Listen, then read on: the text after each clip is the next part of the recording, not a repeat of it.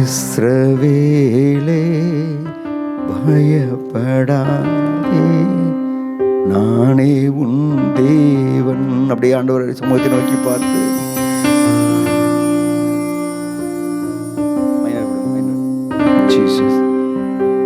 வழியும் சத்தியமும் ஜீவனும் நானே. சொல்லுங்க. வழியும் சத்தியமும் ஜீவனும் நானே.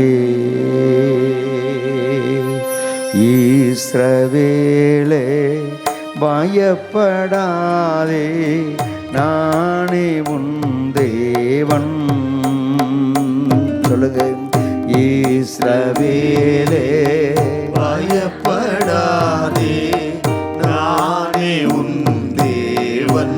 வழியும் வழியும் சத்தியமும் ஜீவனும் நானே. வழியும் சத்தியமும் ஜீவனும் நானே. உன்னை நானே தெரிந்து கொண்டேனே மகனே, மகளே. உன்னை நானே தெரிந்து கொண்டேனே, உன் பெயர் சொல்லி நான் அழைத்தேனே. உன் பெயர் சொல்லி நான் அழைத்தேனே. ஒருபோதும் நான் கைவிட மாட்டேன், கைவிட மாட்டேன். வழியும் சத்தியமும் சொல்லுங்க ஜீவனோ நானே. ஆண்டவர் உங்களை பார்த்து சொல்றார். வழியும் சத்தியமும் ஜீவனோ நானே. தாய் மறந்தாலும் நான் மறவேனே மகனே, மகளே. தாய் மறந்தாலும் நான் மறவேனே. உள்ளங்கையில் தாங்கி உள்ளே, உள்ளங்கையில் தாங்கி உள்ளே. ஒருபோதும் நான் மறப்பதில்லை, மறந்து போவதில்லை. ஒருபோதும் உங்களை மறக்காதவர். ஒருபோதும் நான் மறப்பதில்லை, மறந்து போவதில்லை.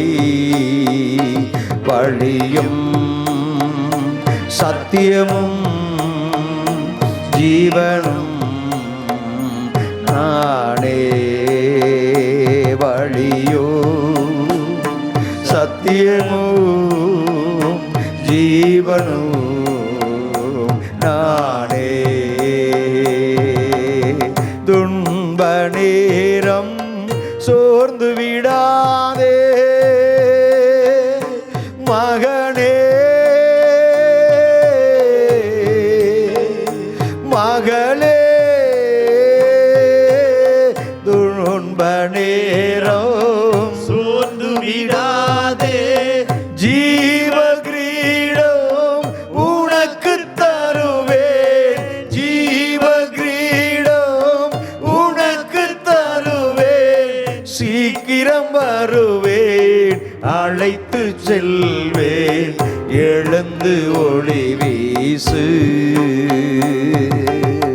சீக்கிரம் வருவேன், அழைத்து செல்வேன். எழுந்து ஒளி வீசு. சத்தியமும் ஜீவனும் நீரே, நீரே. எனக்கு வழியும் சொல்லுங்க. சத்தியமும் ஜீவனும் நீரே, ஒருபோதும் நான் மறப்பதில்லை, மறந்து போவதில்லை. ஒருபோதும் நான் மறப்பதில்லை, மறந்து போவதில்லை. ஒருபோதும் நான் கைவிட மாட்டேன், கைவிட மாட்டேன். ஒருபோதும் நான் கைவிட மாட்டேன், கைவிட மாட்டேன். வழியும் சத்தியமும் ஜீவனும் நீரே, நீரே வழியும் சொல்லுங்க. சத்தியமும் ஆமென் ஜீவனும் நீரே. அப்படியே கரங்களை உயர்த்தி கண்களை மூடி, என்னை நீரே தெரிந்து கொண்டீரே இயேசுவே,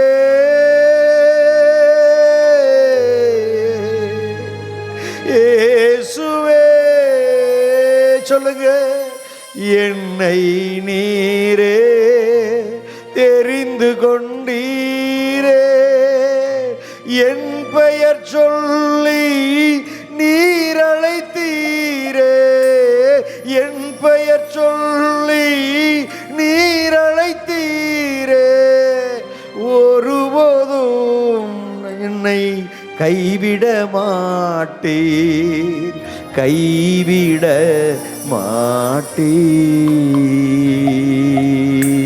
உங்க சத்தத்தை உயர்த்தி என்னை நீரே தெரிந்து கொண்டீரே பாடுவீங்களா என்னோடு கூட இணைந்து?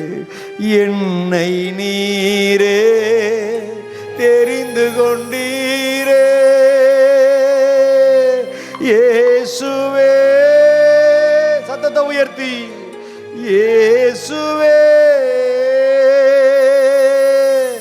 என்னை நீரே தெரிந்து கொண்டீரே, என் பெயர் சொல்லி நீர் அழைத்தீரே, என் பெயர் சொல்லி நீர் அழைத்தீரே.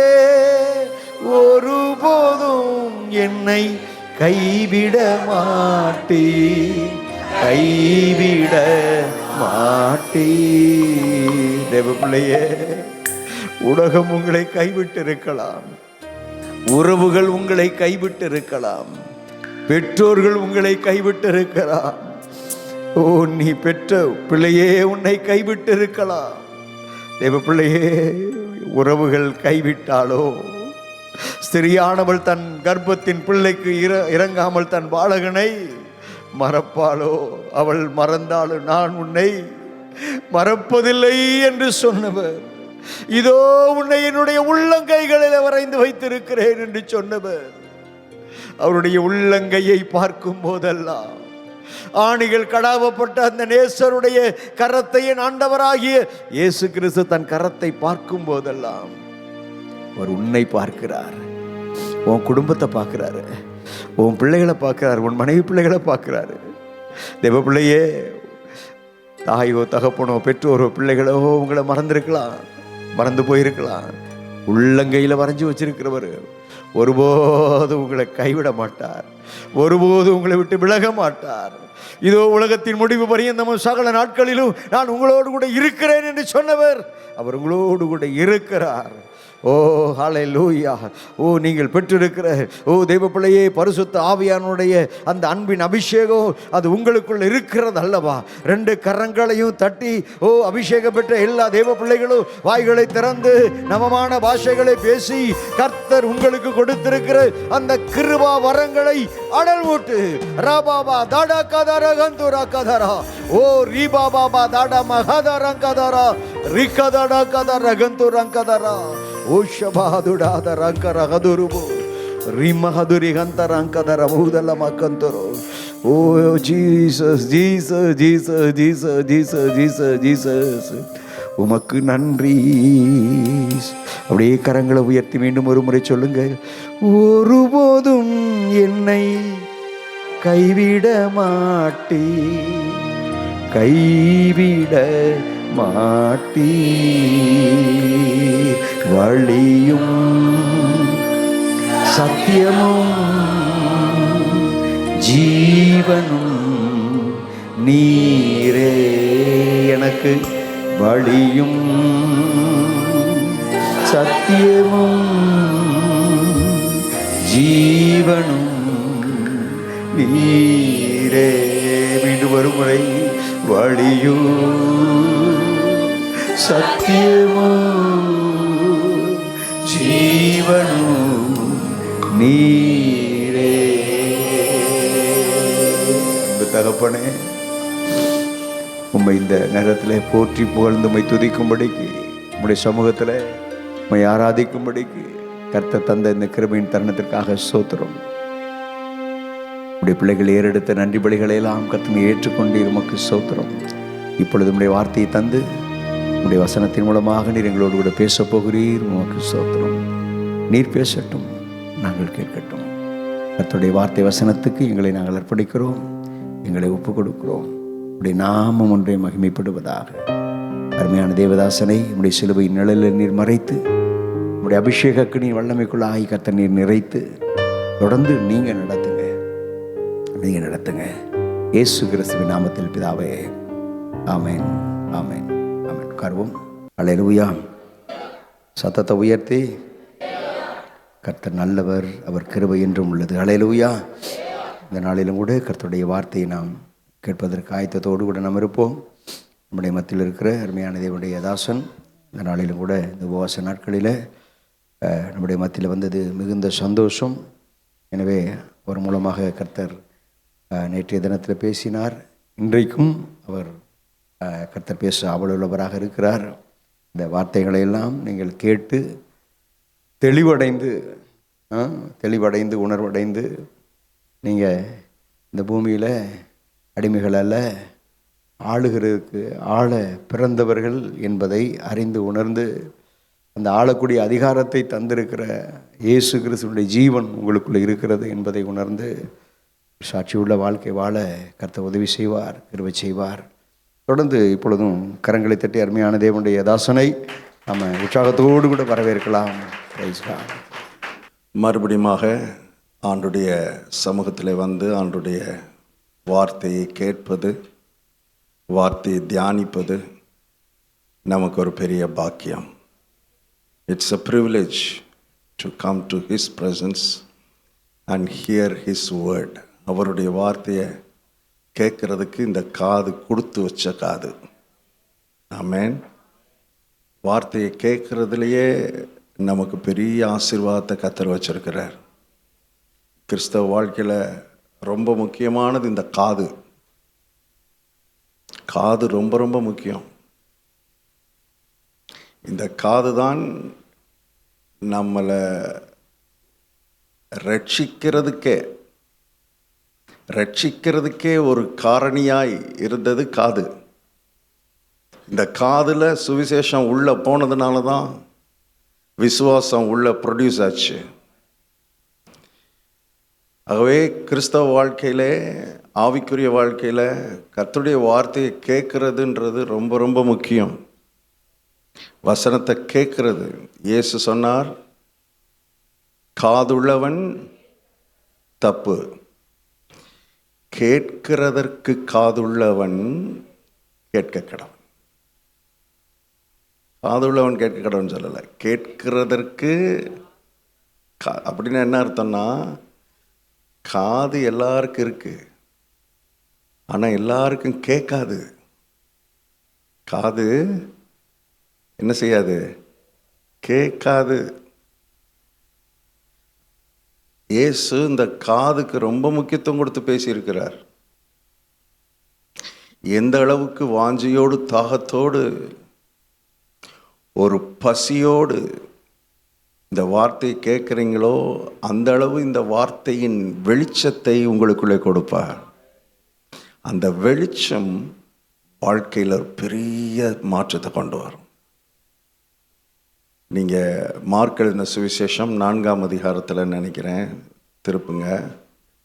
மார்க்கு 4ஆம் அதிகாரத்தில் 23.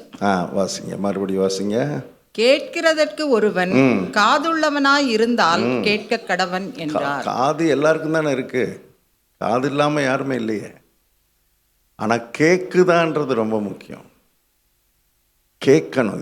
இந்த வார்த்தையை கேட்கறதுன்றது, நீங்கள் அடுத்த வசனத்தில் வாசித்தா அதுக்கு விளக்கம் கொடுக்குற. அடுத்து கீழே வாசிங்க, அடுத்த வசனத்தை வாசிங்க. பின்னும் அவர் அவர்களை நோக்கி, நீங்கள் கேட்கிறதை கவனியுங்கள்.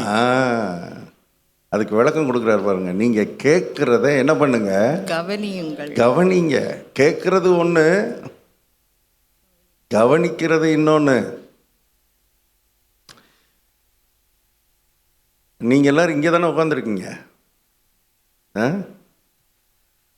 நான் பேசுகிறத நீங்கள் எல்லோரும் என்ன பண்ணிக்கிட்டு இருக்கீங்க? கேட்டுக்கிட்டு தானே இருக்கிறீங்க. உங்கள் காதுலெல்லாம் இந்த சத்தம் விழுந்துக்கிட்டு தானே இருக்குது. அப்படி நம்பி நான் பேசிக்கிட்டு இருக்கேன்.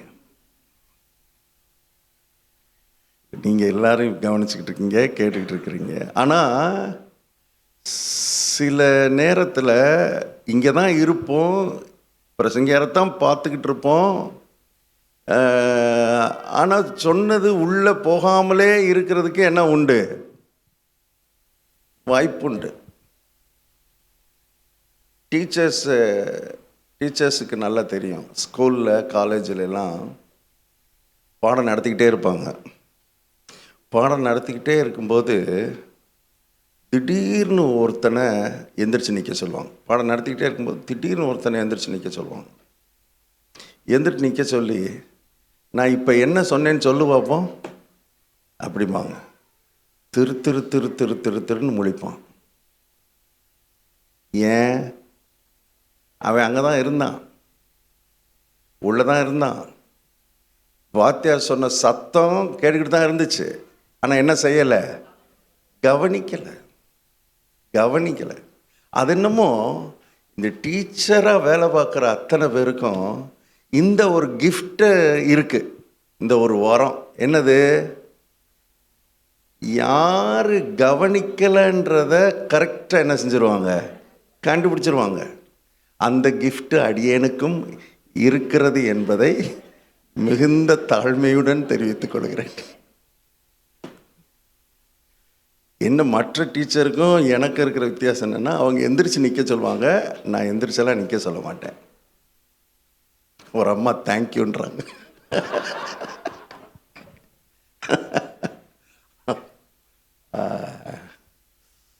ஸோ ஏன் அப்படின்னா, இங்கே நீங்கள் கேட்குறது எனக்காக கேட்கலையே. It's for you, it's for you and your children. ஆண்டவர் சொல்கிறாரு, நீயும் உன் பிள்ளைகளும் நன்றாயிருக்கும்படி நான் சொல்லுகிற இந்த வார்த்தைகளை கவனமாய் கேட்பாயாக.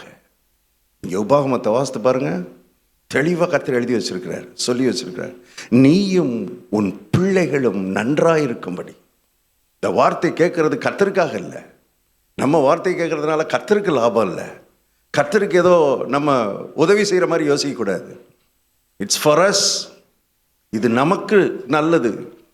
காதை நல்லா ஷார்ப்பாக வச்சு கூர்ந்து கருத்தூன்றி கவனிக்கணும்னு கர்த்தர் விரும்புகிறார். ரொம்ப கருத்தா ஒரு மெடிக்கல் ஸ்டூடெண்ட், ஒரு இன்ஜினியரிங் ஸ்டூடெண்ட், அல்லது ஒரு லா ஸ்டூடெண்ட், ஒரு காலேஜ் ஸ்டூடெண்ட் டிஸ்டிங்ஷன் வரணும், நல்லா படிக்கணும், நல்ல மார்க் வாங்கணும்னா கவனமாக கேட்கணும். நான் சொல்கிறேன், அதை காட்டிலும் கவனமாய், அந்த ஸ்டூடெண்ட்ஸை காட்டிலும் கவனமாய் கர்த்தருடைய வார்த்தை கேட்கணுன்றேன் நான். ஏன்னா அந்த பாடத்தை விட இந்த பாடம் மகிமையான பாடம். இது தேவனுடைய பாடம், இது தேவனால் எழுதப்பட்ட வார்த்தை. இது அருமையாலே அவ்வளவு கருத்தாய், அவ்வளவு கவனமாய் நம்முடைய முழு கான்சன்ட்ரேஷனையும் இந்த வார்த்தைக்கு நேராக திருப்பி நம்ம கேட்கும் பொழுது, நான் சொல்கிறேன், அவர் சொல்கிறார் பாருங்க, அதை வாசிங்க. 4:24, நீங்கள் கேட்கிறதை கவனியுங்கள். அப்புறம் எந்த அளவினால் அளக்கிறீர்களோ அந்த அளவினால் உங்களுக்கு அளக்கப்படும். இது என்னது? இது நிறைய நேரம் காணிக்கைக்கு பயன்படுத்துகிறோம். ஆக்சுவலாக காணிக்கை பற்றி இது சொல்லலை. நீங்கள் எந்த அளவினால் அளக்கிறீர்களோ அந்த அளவினால் உங்களுக்கும் அளக்கப்படும்னு காணிக்கை இல்லை. இது எதை பற்றி பேசுகிறாருன்னா கேட்குறத பற்றி பேசுகிறார். எந்த அளவு கவனமாக கேட்குறீங்களோ, எந்த அளவு கருத்தாக கேட்குறீங்களோ அந்த அளவு இந்த வசன வெளிப்பாடு உங்களுக்குள்ளே வரும். இந்த வார்த்தையின் வெளிச்சம் உங்களுக்கு கிடைக்கும். அந்த வார்த்தையின் வெளிச்சம் எந்த அளவு நமக்கு வரணுன்றதை தீர்மானிக்கிறது கர்த்தர் அல்ல, நாம தான் பாயிண்ட். ஒரு மனிதனுக்கு வசன வெளிப்பாட்டை எவ்வளவு கொடுக்கணுன்றத தீர்மானிப்பது கர்த்தர் அல்ல. அவர் மனிதனிடத்தில் பாரபட்சம் உள்ளவர் அல்ல.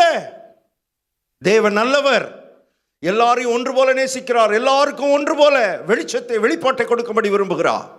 ஆனா யாருக்கு நிறைய வருதுன்னா, யார் நிறைய கவனத்தை திருப்புகிறார்களோ வசனத்துக்கு நேராக, வார்த்தைக்கு நேராக, ஒரு பசி, ஒரு தாகம், பேசும் ஆண்டவரே, இன்னும் என்னோடு பேசும் ஆண்டவரே, இன்னும் எனக்கு கற்றுத்தாரும் ஆண்டவரே, கர்த்தாவே சொல்லும், அடியேன் கேட்கிறேன், காதை திருப்புறேன் ஆண்டவரே, செவியை திருப்புறேன். நீ வேதம் முழுவதும் வாசித்து பாருங்க. நீங்கள் மனம் பொருந்தி செவி கொடுத்தால் தேசத்தின் நன்மையை புசிப்பீர்கள்.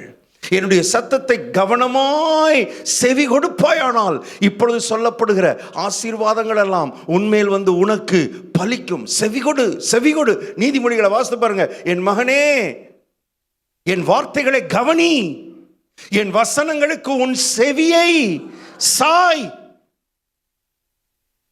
ஜெபிக்க வந்திருக்கிற தேவனுடைய பிள்ளைகளே கவனிங்க. உங்களுக்கு சத்தியத்தை நான் சொல்றேன், என் மேல வருத்தப்படாதீங்க. நீங்க ஜெபிக்கிற ஜெபத்தை விட அவருடைய வார்த்தைக்கு செவி கொடுப்பது மிக மிக முக்கியம். அநேக ஆவிக்குரியவர்களுக்கு இது தெரியல.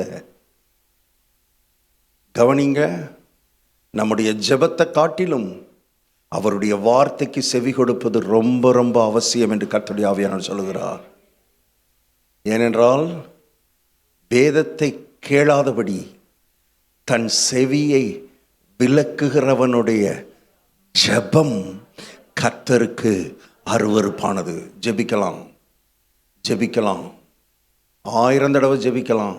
ஆனால் செவியை திருப்பலைன்னா எவ்வளவு ஜெபம் பண்ணியும் பிரயோஜனம் இல்லாமல் போயிடும். நீதிமொழிகள் 1ஆம் அதிகாரத்தில் தான் எழுதப்பட்டிருக்கிறது. வாசிங்க, நீதிமொழிகள் 1ஆம் அதிகாரத்தை திருப்புங்க. நீதிமொழிகள் 1:23 வாசிங்க. 1:23.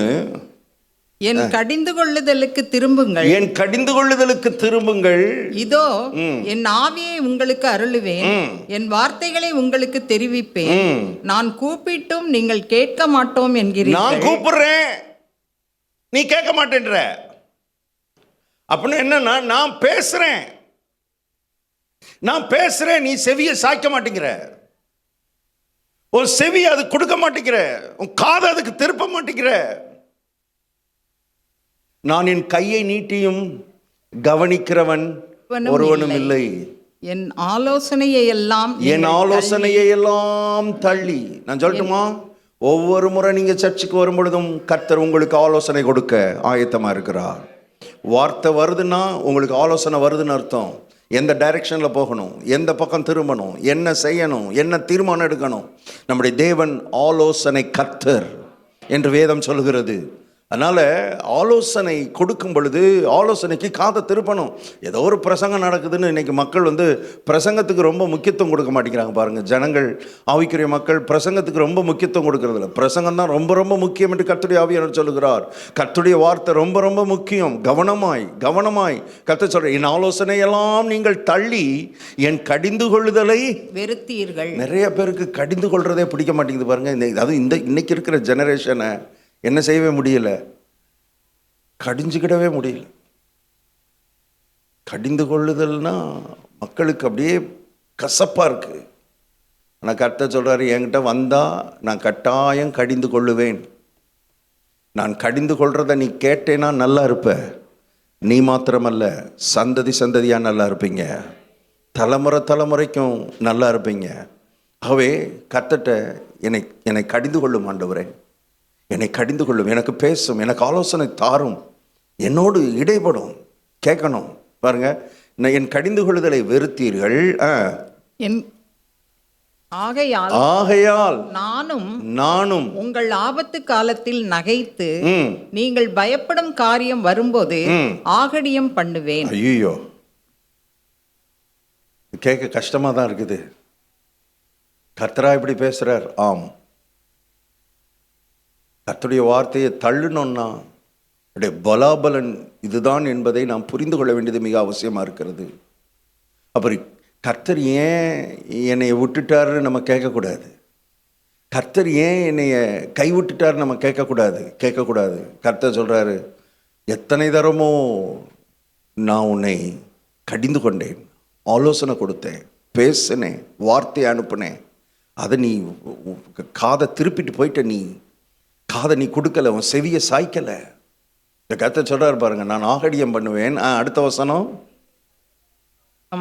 புசல் போல் வரும்போதும் ஆபத்து சூறாவளி போல் உங்களுக்கு நேரிடும் போதும் நெருக்கமும் இடுக்கணும் உங்கள் மேல் வரும்போதும் ஆகடியம் பண்ணுவேன்.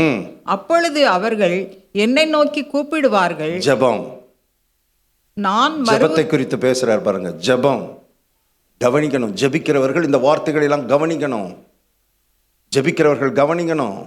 சும்மா ஜெபம் பண்ணிட்டா எல்லாம் நடந்துரும், ஜெபம் பண்ணா கர்த்தர் எல்லாத்தையும் பண்ணிடும். இல்லை, வேதம் அப்படி சொல்லலை. ஜெபத்தை காட்டிலும் அவருடைய வார்த்தை ரொம்ப முக்கியன்றது முழு வேதமும் நமக்கு போதிக்கிறது. கர்த்தர் சொல்றாரு, நான் பேசுறத நீ கவனிக்கலைன்னா அப்புறம் நீ பேசுறத என்னால் என்ன செய்ய முடியாது, கவனிக்க முடியாது. இன்னைக்கு அநேக ஆவிக்குரியர்கள் இவ்வளவு ஜெபம் பண்ணிட்டேனே, கர்த்தர் என் பக்கம் திரும்ப மாட்டேங்கிறாரு, என் ஜெபம் கேட்கப்படலையே. இப்போ கர்த்தர் அங்கேருந்து சொல்கிறாரு, நான் பேசினேனே, நான் வார்த்தையை கொடுத்தனே, நான் ஆலோசனை கொடுத்தனே, நான் கடிந்து கொண்டேனே, அதுக்கெல்லாம் நீ உன் மனசை திருப்பவே இல்லையே, உன்னை வார்த்தைக்கு முன்னால் தாழ்த்தலையே, வசனத்துக்கு முன்னால் உன்னை தாழ்த்தலையே. ரொம்ப ரொம்ப முக்கியம் என்பதை தெரிந்து கொள்ளுங்கள். பாருங்க, என்னை நோக்கி கூப்பிடுவார்கள், நான் மறு உத்தரவு கொடுக்க மாட்டேன். அவர்கள் அதிகாலையில் என்னை தேடுவார்கள், என்னை காண மாட்டார்கள். ஏர்லி மார்னிங் ப்ரேயர் பண்ணா கூட நான் என்ன செய்ய மாட்டேன், கஷ்டமா இருக்குது, அதை கேட்கறதுக்கு நமக்கு கஷ்டமா இருக்குது. பட் அது கர்த்தருடைய வார்த்தை, அது வசனத்தை தான் நான் வாசித்துக்கிட்டு இருக்கிறேன். ஆகவே வார்த்தைக்கு ரொம்ப முக்கியத்துவம் கொடுங்கள், வசனத்துக்கு ரொம்ப ரொம்ப முக்கியத்துவம் கொடுங்கள். வசனம் உங்கள் காதுக்குள்ளே விழுக உங்கள் காதை திருப்பிட்டீங்கன்னா அப்புறம் உங்களை பீட் பண்ணுறதுக்கு ஆளே கிடையாது. இந்த உலகத்தில் உங்களை பீட் பண்ணுறதுக்கு ஆளே கிடையாது. ஏன்னா வார்த்தை உள்ளே வந்து நம்முடைய இருதயத்தை மாற்றி, நம்முடைய எண்ணங்களை மாற்றி, நம்முடைய வார்த்தைகளை மாற்றி, நம்முடைய செயல்களை மாற்றி, இப்படியே இதுதான் கிறிஸ்தவ வாழ்க்கை, இப்படியே போயிட்டே இருக்கிறதான் கிறிஸ்தவ வாழ்க்கை என்பதை மனதில் வைக்கும்படி கர்த்தர் விரும்புகிறார். வாசிப்போம். ஆதியாகமத்தின் புஸ்தகம் 1ஆம் அதிகாரம் 26வது வசனம். நாம் பார்த்து கொண்டிருக்கிற அந்த சப்ஜெக்டுக்குள்ள போகலாம் சீக்கிரமாய். ஆதியாகமம் 1:26. பின்பு தேவன் நமது சாயலாகவும் நமது ரூபத்தின்படியேயும் மனுஷனை உண்டாக்குவோமாக, அவர்கள் சமுத்திரத்தின் மச்சங்களையும் ஆகாயத்து பறவைகளையும் மிருக ஜீவன்களையும் பூமி அனைத்தையும் பூமியின் மேல் ஊறும் சகல பிராணிகளையும் ஆளக்கடவர்கள் என்றார். மனிதனை தேவன் உண்டாக்கினதனுடைய நோக்கம், the purpose of man, தேவன் எதற்காக உண்டாக்கினார் என்பதை கர்த்தர் இங்கே எழுதி வச்சிருக்கிறார் பாருங்க.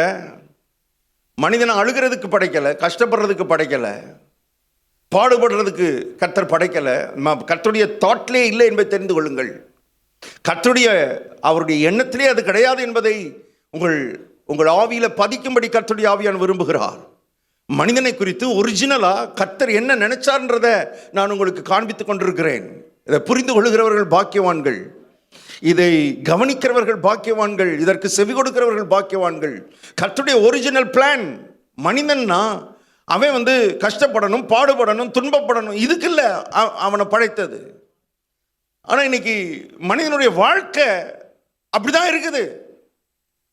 கேள்வி மேல கேள்வி மனிதர்களுக்கு உண்டாகிறது, விசேஷமாக விசுவாசிகளுக்கு உண்டாகிறது. இப்போ கர்த்தர் நமக்கு வார்த்தை கொடுத்துருக்கிறதுனால இந்த புஸ்தகத்தை கவனிக்கணும். அதுக்கு தான் நான் சொல்லிக்கிட்டு இருக்கிறேன். இன்னைக்கு நடக்கிற இந்த உலகத்தில் நடக்கிற காரியங்களை வச்சு நம்ம ஒரு முடிவுக்கு வரக்கூடாது. வார்த்தையை வச்சு தான் ஒரு முடிவுக்கு வரணும். தேவன் யார் என்பதை புரிந்து கொள்ளணும்னா வார்த்தை என்ன சொல்லுது, தேவனுடைய எண்ணம் என்ன, தேவனுடைய திட்டம் என்ன, தேவன் மனிதனை குறித்து என்ன நினைச்சான்றத வார்த்தையை வேதத்தை படிச்சு தான் தெரிந்து கொள்ளணும். வேதம் நமக்கு வெளிப்படுத்துகிறது தேவனுடைய மனதில் என்ன இருந்தது, தேவனுடைய எண்ணத்தில் என்ன இருந்தது, மனிதனை குறித்து அவர் என்ன நினைச்சார்னா மனுஷன் ஆளணும். அதுதான் தேவனுடைய ஒரிஜினல் பிளான். பிசாச ஆளணும், சூழ்நிலை ஆளணும், பாவத்தை ஆளணும். பேசிக்கா மனிதன் ஒரு ராஜாவை போல படைக்கப்பட்டான். Man was created as a king. அதான் தேவனுடைய திட்டம். அதுதான் சங்கீதக்காரன் சொல்றான், வெளிப்பாடோடு அந்த முதல் மனிதனாகிய ஆதாமை தேவன் படைத்ததை குறித்த வெளிப்பாட்டோடு அவன் சொல்லும் பொழுது சொல்றான், மகிமையினாலும் கனத்தினாலும் நீர் அவனை முடிசூட்டினீர். யாரைத்தான் முடிசூட்டுவாங்க?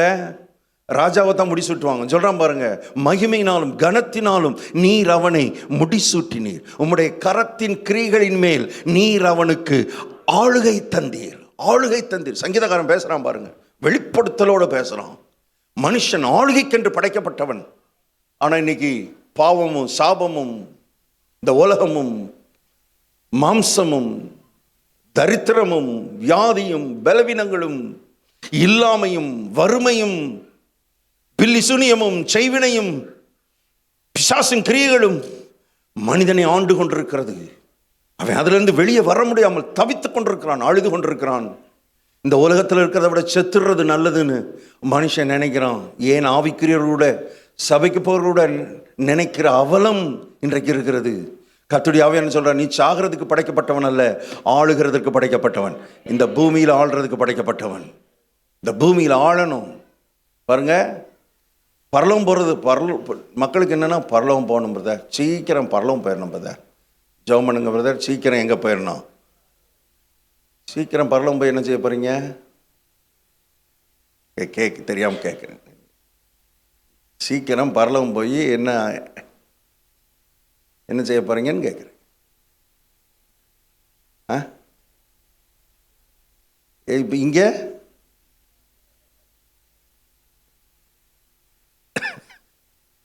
பாருங்க, பரலோகத்துக்கு நீங்க யாரும் இப்போதைக்கு அவசரமா தேவையே இல்லையாம். எல்லாம் நல்லா இருக்காங்க. நீங்க அங்க போய் ஆக வேண்டியது ஒன்றும் இல்லையா. அங்க தேவன் ஆளுகிறார், தூதர்கள் இருக்கிறாங்க, எல்லாம் டேக்டா நல்லா இருக்குதான்.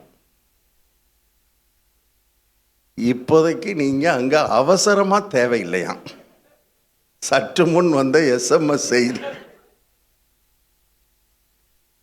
நம்ம என்ன ஆவிக்குரிய மக்கள் என்ன எப்படியாவது போயிடும்ன்றத, எப்படியாவது சீக்கிரம் நம்ம ஆட்கள் சீக்கிரமாக பரலோகம் போகணும்னு துடிக்கிறது. அங்கே போய் அந்த தேவ பிரசன்னத்தில் தேவ சமூகத்தில் அந்த தேவ சமூகத்தில் களி கூர்ந்து அங்கே இருக்கணுன்ற ஆரோக்கியமான ஆசையினால் இல்லை. நம்மால் போகணும்னு துடிக்கிறது எதுக்குன்னா, முடியலை பிரதர்,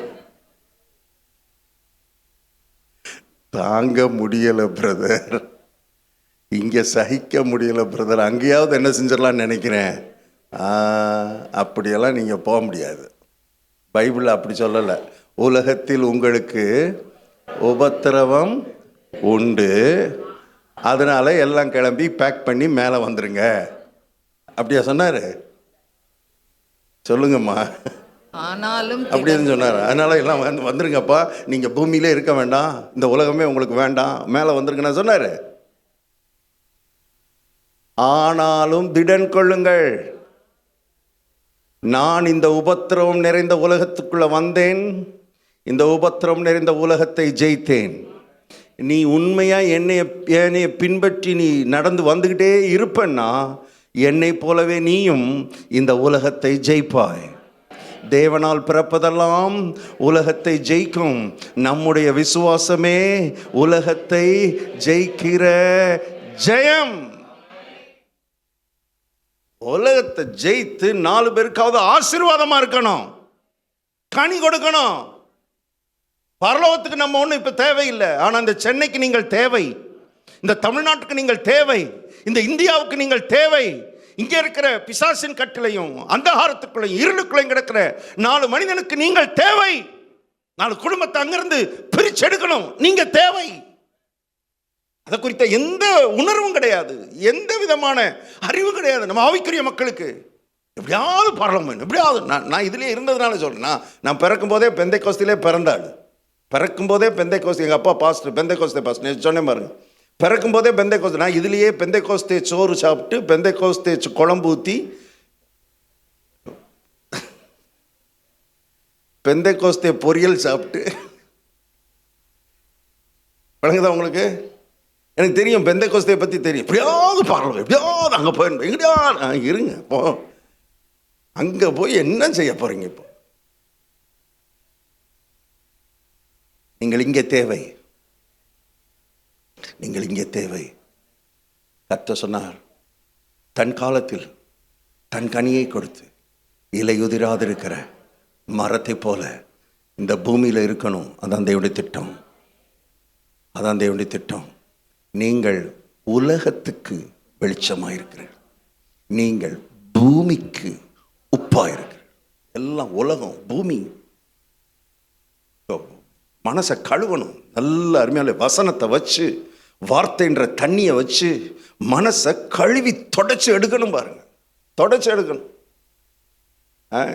நல்ல கவனிங்க, ஆதாம பரலோகத்தில் உண்டாக்குனாரா, பூலோகத்தில் உண்டாக்குனாரா?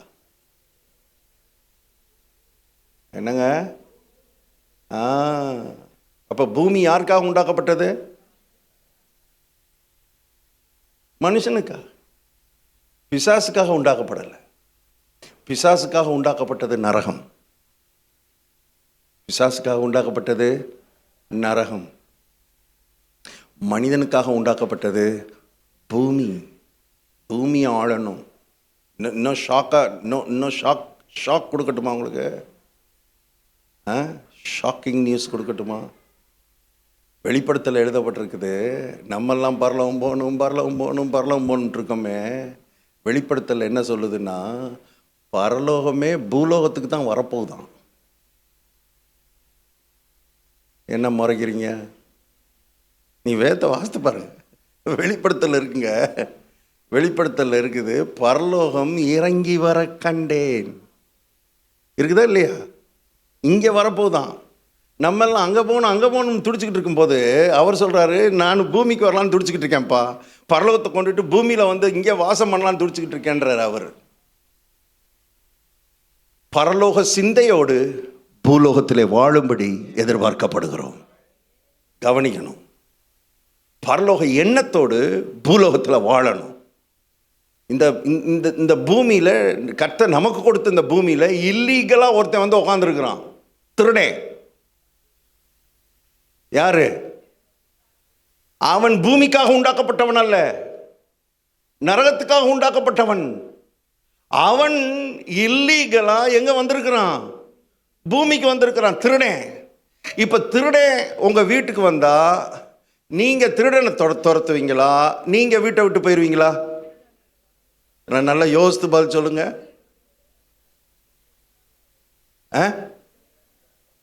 சொல்லுங்க, ஏதாவது சொல்லுங்க. திருடனை தானே துரத்துவீங்க. நீங்க இல்லை, நீ இருந்துக்கப்பா, நீ வந்துட்ட, இனி அடியே நீங்க இருக்கிற மாதிரி இல்லை, நான் வெளியே போறேன்னா போவீங்க? கர்த்தர் சொல்றாரு, என் நாமத்தினாலே பிசாசுகளை துரத்துவார்கள். பிசாசை ஓட ஓட வரட்டணும், துரத்தணும். அவனை உள்ள விடக்கூடாது, ஆதம்பாக்கத்துக்குள்ள இருக்கக்கூடாது, அவன் சென்னைக்குள்ள இருக்கக்கூடாது, இந்தியாவில் இருக்கக்கூடாது, பூமியை விட்டு அகற்றணும். அது வரைக்கும் சபை இங்கே இருக்கணும், திருச்சபை இங்கே இருக்கணும், தேவனுடைய பிள்ளைகள் இங்கே இருக்கணும். கர்த்தர் அதை எதிர்பார்க்கிறார். இதெல்லாம் வேதத்தை, அதுக்கு தான் நான் சொல்கிறேன், பைபிளை ஒழுங்காக படிங்க, புஸ்தகத்தை, வேதத்தை நல்லா படிங்க. வசனம் என்ன சொல்லுதுன்னு பாருங்க. பரலோகம் அது போய்க்கலாம், அதுதான் நம்முடைய வாழ்க்கையில் கடைசியில் நடக்கிறது. நம்முடைய வாழ்க்கையின் கடைசியில் நடக்கிறது தூக்கி முன்னால் போடக்கூடாது, முதல்ல போட்டுறக்கூடாது. முதல்ல என்னை எடுத்துக்கோங்கப்பா, அடியனை எடுத்துக்கோங்கப்பா, அல்லது நீங்கள் வாங்கப்பா. ரெண்டும் நடக்க போகிறதில்ல. அவரும் வர போகிறதில்ல, உங்களையும் எடுக்க போகிறதில்ல. இப்போதைக்கு நாட்கள் இருக்கிறது, காலம் இருக்கிறது. ராஜ்யத்தின் சுவிசேஷம் உலகம் எங்கும் பூமி எங்கும் என்ன செய்யப்பட வேண்டியது இருக்கிறது? பிரசங்கிக்கப்பட வேண்டியது இருக்கிறது. அப்பொழுது முடிவு வரும். அப்பொழுது அவசரப்படாதீங்க, அவசரப்படாதீங்க. ஆளணும். கர்த்தருடைய வார்த்தை அதைத்தான் நமக்கு போதிக்கிறது. இந்த பூமியில நீ ஆள வேண்டும். பிசாசனுடைய முகத்தை, அவனுக்கு வெட்கத்தை உண்டு பண்ண வேண்டும், அவனுக்கு அவமானத்தை உண்டு பண்ண வேண்டும். அதுக்கு தான் நான் உன்னை வச்சிருக்கிறேன், அதுக்கு தான் நான் உன்னை ரட்சித்திருக்கிறேன், அதுக்கு தான் உனக்கு ஆவியை கொடுத்திருக்கிறேன், அதுக்கு தான் உன்னை அபிஷேகித்திருக்கிறேன், அதுக்கு தான் உனக்கு ஒரு சபையை கொடுத்திருக்கிறேன், அதுக்கு தான் உனக்கு ஒரு போதகரை கொடுத்திருக்கிறேன், அதுக்கு தான் உனக்கு வார்த்தையை கொடுக்கிறேன். எல்லாத்தையும் கொடுக்கறதுடைய நோக்கம் என்னன்னா, பிசாசுக்கு வெட்கத்தை உண்டு பண்ணி அவனை துரத்தி நீ இந்த உலகத்தில் ராஜாவை போல ஆள வேண்டும், ராஜாவை போல ஆளணும். அதுக்கு தான் கர்த்தர் இவ்வளவையும் செஞ்சுக்கிட்டு இருக்கிறார். ஒரு கோலத்தனமான வாழ்க்கை வாழ்றது கர்த்தர் நம்மை அழைக்கவில்லை. நல்ல அருமையானவர்களே, நெஞ்ச தூக்கி, அருமையானவர்களே, தலையை உயர்த்தி வாழும்படி கர்த்தர் நமக்கு ஒரு அழைப்பை கொடுக்கிறார். நான் உன்னோடு கூட இருக்கிறேன், நான் உனக்கு துணைன்னு இருக்கிறேன், நான் உன்னை அபிஷேகித்து இருக்கிறேன். பயப்படாதே, பயப்படாதே, கலங்காதே. பிசாசு எதையாவது வந்து போடத்தான் செய்வான். உன் மனசை இழக்கரிக்கிற மாதிரி, உன்னுடைய இருதயத்தை இழக்கரிக்கிற மாதிரி, உன்னை சோர்ந்து போக பண்ணும்படி எதையாவது ஒன்று நம்முடைய வாழ்க்கை பிரயாணத்தில் உள்ள வந்து போட்டுக்கிட்டு தான் இருப்பான். கர்த்தருடைய ஆவியானவர் சொல்கிறார், சோர்ந்து போகாத, சோர்ந்து போகாத. உன்னை ஒரு பெரிய திட்டத்தோடு நான் அழைத்திருக்கிறேன், உன்னை ஒரு பெரிய நோக்கத்தோடு அழைத்திருக்கிறேன். அந்த நோக்கம் நிறைவேறணும்னா உன் காதை வார்த்தைக்கு திருப்பி நான் என்ன சொல்றேன்றதை கவனிச்சு அந்த வாக்குத்தத்தங்களை பிடிச்சுக்கிட்டு முன்னேறிப்போ. உனக்கென்று நான் வைத்திருக்கிறதை நீ சுதந்திரித்துக் கொள்ளுவாய். நீ சுதந்திரிக்கும்படி அழைக்கப்பட்ட ஆள். ஆகவே நம்மை ஆளும்படி கர்த்தர் அழைத்திருக்கிறார் என்கிற உணர்வு நமக்குள்ள அப்படியே தீ மாதிரி பற்றி எரியணும். அது இல்லாதனால தான் பிசாசு அவன் இஷ்டத்துக்கு வேலை செஞ்சுக்கிட்டு இருக்கிறான் பாருங்க. இவைகளெல்லாம் நம்ம ஆவிக்குரிய கண்ணோட்டத்தோடு பார்க்கும்படி கர்த்தர் நமக்கு ஒரு அழைப்பை கொடுக்கிறார். இப்போ ஆளுகையை கர்த்தர் மனிதனுக்குள்ளே எப்படி வச்சார்னு நேற்றைக்கு நான் உங்களுக்கு சொன்னேன் இல்லையா? ஆளுகையின் ஆற்றல் மனிதனுக்குள்ளே எப்படி வந்தது? மனிதனுடைய சரீரத்தை பூமியின் மண்ணினாலே உருவாக்கி அவனுக்குள்ளே ஜீவ சுவாசத்தை ஊதினார். வெறும் சுவாசத்தை ஊதல, ஜீவனையும் சுவாசத்தையும் ஊதினார். மனிதன் பாவம் செய்த பொழுது ஜீவனை இழந்துட்டான். சுவாசம் மட்டும் என்ன செஞ்சுக்கிட்டு இருக்கு? ஓடிக்கிட்டு இருக்கு. இப்போ மனிதனை ஆளுகிறவனாய் அவனை வச்சிருந்தது ஜீவன். ஜீவனுக்குள்ளதான் எல்லா ஆற்றலையும் கர்த்தர் வச்சிருந்தார். இப்போ அந்த ஜீவனை மனுஷன் இழந்துட்டான். இப்போ மனிதனை மறுபடியும் ஆள வைக்கணும்னா மனுஷனுக்கு தேவை பணம் இல்லை, மனுஷனுக்கு தேவை படிப்பு இல்லை, மனுஷனுக்கு தேவை மதம் இல்லை, மனுஷனுக்கு தேவை மதத்தின் கொள்கை இல்லை, மனுஷனுக்கு தேவை ஜீவன். அந்த ஜீவனை கொடுக்கும்படி இந்த உலகத்துக்கு வந்த ஒரே ஒரு தெய்வம் ஆண்டவராகிய இயேசு கிறிஸ்து மாத்திரமே. The only God who came to this earth to give life is Jesus Christ. இயேசு கிறிஸ்து மாத்திரம் தான் ஜீவனை கொடுக்கும்படி வந்தார். நூற்றுக்கணக்கான மதங்கள், மத குருக்கள், மத தலைவர்கள் இந்த உலகத்தில் எழுப்பினார்கள். ஒரு ஆளும் ஜீவனை கொடுக்க முடியாது. ஏன்னா அவர்தான் ஜீவனுக்கு சொந்தக்காரர், அவர்தான் ஜீவனுக்கு சொந்தக்காரர். அதனால தான் நேற்று கூட பாடணும், தமது ஜீவனை எனக்கும் அளித்து ஜீவன் பெற்றுக்கொள் என்று உரைத்தார். தமது ஜீவனை எனக்கும் அளித்து ஜீவன் பெற்றுக்கொள் என்று உரைத்தார். ஆனந்தமே, பரமானந்தமே, இது மாபெரும் பாக்கியமே. ஆனந்தமே, பரமானந்தமே, இது மாபெரும் பாக்கியமே. இந்த பாதலத்தின் சொந்தக்காரரவர் எந்த உள்ளத்தில் சொந்தமானார். இந்த பாதலத்தின் சொந்தக்காரரவர் எந்த உள்ளத்தில் சொந்தமானார். சின்னஞ்சிறு வயதில் என்னை குறித்து விட்டார், தூரம் போயினும் கண்டு கொண்டார். சின்னஞ்சிறு வயதில் என்னை குறித்து விட்டார், தூரம் போயினும் கண்டு கொண்டார். தமது ஜீவனை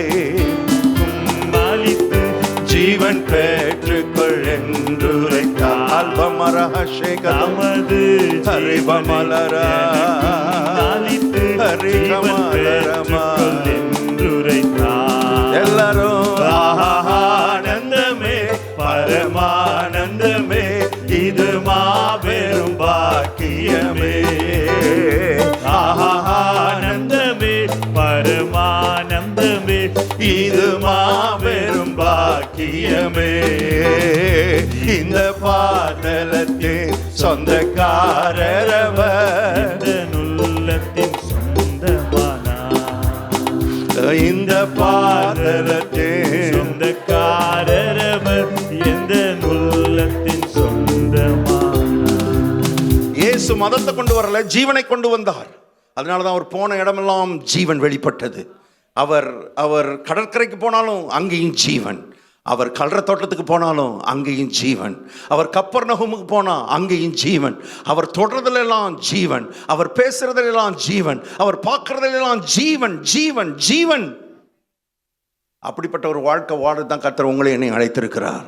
நம்ம போற இடத்துல எல்லாம் ஜீவன் கடந்து போக வேண்டும், மரணத்தின் சக்திகள் அழிக்கப்பட வேண்டும். அதுக்கு தான் கர்த்தர் நம்மை அழைத்திருக்கிறார். பாருங்க, இப்போ அந்த ஜீவன் கல்வாரியின் மூலமாய் நமக்குள்ளே கர்த்தர் கொடுத்திருக்கிறார். யாரெல்லாம் அந்த கல்வாரி சிலுவைக்கு மரியாதை கொடுத்து இயேசுவை ஆண்டவராக ஏற்றுக்கொள்றாங்களோ, ஏற்றுக்கொண்ட அந்த வினாடி ஜீவன் உள்ளே டெபாசிட் பண்ணப்படுகிறது, உள்ளே வந்துருச்சு. இப்போ இங்கே இயேசுவை ஏற்றுக்கொண்ட அத்தனை பேருக்குள்ள என்ன இருக்கிறது? எல்லாரும் சொல்லுங்க, எனக்குள்ளே ஜீவன் இருக்கிறது. சத்தமாக சொல்லுங்க, எனக்குள்ளே. இன்னொரு முறை சொல்லுங்க, எனக்குள்ளே. சொல்லணும் திரும்ப திரும்ப வீட்டில் சொல்லுங்கள், வாயை திறந்து சொல்லுங்கள். இது உள்ள பதியணும், ஆவியில் பதியணும், வெளிப்பாடு உண்டாகணும். we must get a revelation. நமக்குள்ள இதை குறித்த ஒரு வெளிச்சம் உண்டாகணும். இது நம்ம தெரியாமலே வச்சுக்கிறது தான் பிசாசினுடைய தந்திரம். பிசாசு வந்து நம்மளை பெருசாக பாவம் செய்ய வைக்க மாட்டான். அவன் உபயோகப்படுத்துகிற பெரிய ஆயுதம் ஆவிக்குரிய மக்களை தோற்கடிக்கிறதுக்கு, விசுவாசிகளை தோற்கடிக்கிறதுக்கு பிசாசு உபயோகப்படுத்துகிற மிகப்பெரிய ஆயுதம் பாவம் இல்லை, மிகப்பெரிய ஆயுதம் அறியாமை. ignorance is the greatest weapon Satan uses to defeat God's children. தேவனுடைய பிள்ளைகளை அருமையில தோற்கடிக்கிறதுக்கு அவன் உபயோகப்படுத்துறது அறியாமையை தான் உபயோகப்படுத்துகிறான். அதனால தான் சத்தியத்தை அறியணும். ஆண்டவர் சொல்றார் 1 தீமோத்தேயு 2:4 நினைக்கிறேன், எல்லா மனுஷரும் ரட்சிக்கப்படவும் சத்தியத்தை அறிகிற அறிவை அடையவும் அவர் சித்தமுள்ளவராயிருக்கிறார். ரட்சிக்கப்பட்டா போதாது. அப்போ அதுக்கு அர்த்தம் என்னன்னா, ஒரு ஆள் ரட்சிக்கப்பட்டா போதாது. ரட்சிக்கப்படுவது நல்லது, ரட்சிக்கப்பட வேண்டும். ஆனால் ரட்சிக்கப்பட்டா போதாது. கோடிக்கணக்கான விசுவாசிகள் அந்த இடத்துல நின்றுட்டாங்க, அந்த இடத்துல தங்கள் வாழ்க்கையை நிறுத்திட்டாங்க. ரட்சிக்கப்பட்டேன், ஞானஸ்நானம் எடுத்தேன், அபிஷேகம் பெற்றேன், அந்நிய பாஷை பேசுறேன், அடுத்து நான் எங்க போகணும்? பரலோகம் போகணும், அவ்வளவுதான். நான் கர்த்தர் சொல்றாரு, இல்ல, சத்தியத்தை அறிகிற அறிவினால் உன்னுடைய மனம் நிரப்பப்பட வேண்டும், உள்ளம் நிரப்பப்பட வேண்டும். நீ ஒரு வெற்றியுள்ள வாழ்க்கை வாழணும். இந்த உலகத்துல பிசாசை மேற்கொள்கிற வாழ்க்கை வாழணும், ஜெயிக்கிற வாழ்க்கை வாழணும். என் நாமத்தை இந்த உலகத்துல உயர்த்தி காண்பிக்கணும். உன் மூலமா தான் அதை செய்ய நான் விரும்புறேன். என் நாமம் உன் மூலமா இந்த சென்னை பட்டணத்தில் உயர வேண்டும், உன் குடும்பத்தின் மூலமா உயர வேண்டும், உன் வாழ்க்கையின் மூலமா உயர வேண்டும். அதுக்கு தான் நான் உன்னை பிடிச்சு இழுத்திருக்கிறேன். நீ என்னுடைய நாமத்துக்கு மகிமையாய், என்னுடைய நாமத்துக்கு புகழ்ச்சியாய் உன்னை நான் வைக்க விரும்புகிறேன். பாருங்க, ஆகவே சத்தியத்தை அறிகிற அறிவை அடையவும் அவர் சித்தம் உள்ளவராயிருக்கிறார். நமக்குள்ளே ஜீவன் வந்து விட்டது. தேவன் அந்த ஜீவனை நமக்குள்ளே வைத்து விட்டார். இப்போ அந்த ஜீவனை நம்ம எந்த அளவு நம்ம முக்கியத்துவம் கொடுத்து அந்த ஜீவனை ஆக்டிவேட் பண்ணுகிறோமோ அந்த அளவு தான் நம்ம இந்த உலகத்தில் என்ன செய்ய முடியும்? ஆளுகை செய்ய முடியும். இப்போது நேற்றுக்கு நான் சொன்னேன், ஆதாம், முந்தின ஆதாம் சம்பாதிச்சு வச்ச சொத்து 3. என்னென்ன? இயேசு சம்பாதிச்ச சொத்து 3.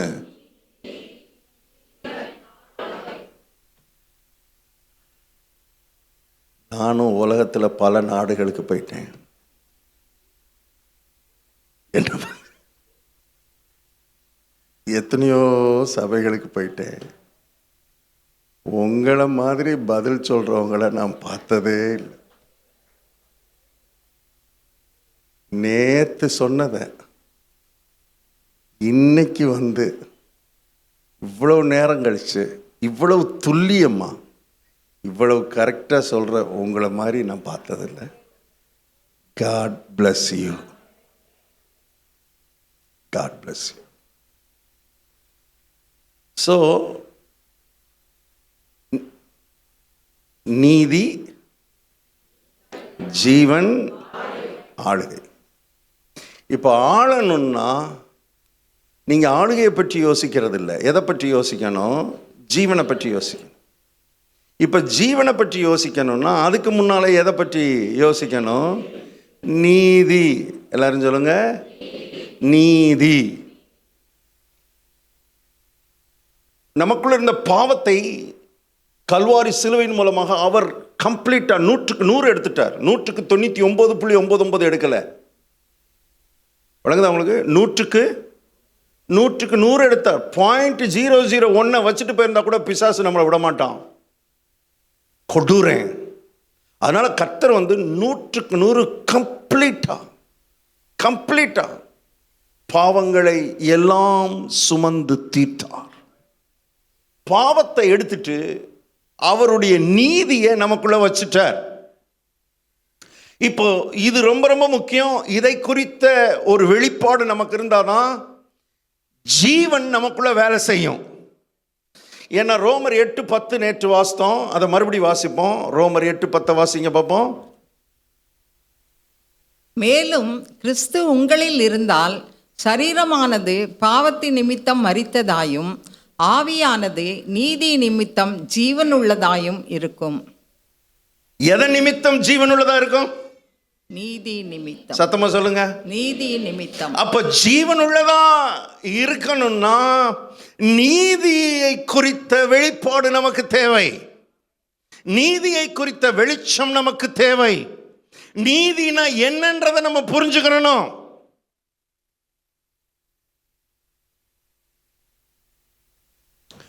பாவம் இருந்த இடத்துல நீதி வந்துருச்சு. நமக்குள்ளே பாவம் இருந்ததுனால நமக்கு பேர் என்ன? பாவி.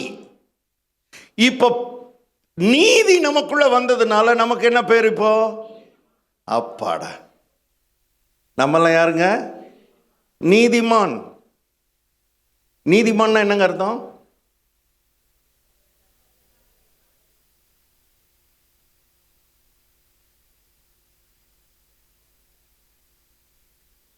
நீதிமான் வாசித்திருக்கீங்கல்ல. நீதிமான்னா என்ன அர்த்தம்? முதல்ல அதை நம்ம கவனிக்கணும், அதை நம்ம பார்க்கணும். நீங்கெல்லாம் நீதிமான் ஆயிட்டீங்களா இல்லை ஆகிக்கிட்டே இருக்கீங்களா?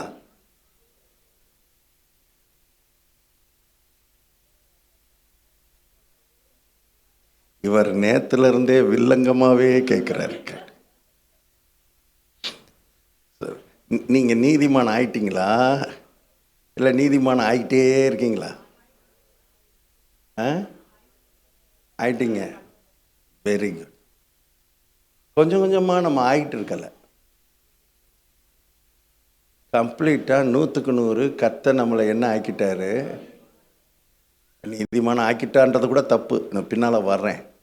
ஆனால் நீதிமான்னா என்னன்றதை நம்ம விளங்கிக்கிடணும். அந்த வார்த்தையினுடைய ஆழத்தை நம்ம விளங்கி கொண்டோம்னா தான் அதை குறித்த வெளிப்பாடு நமக்கு கிடைக்கும்.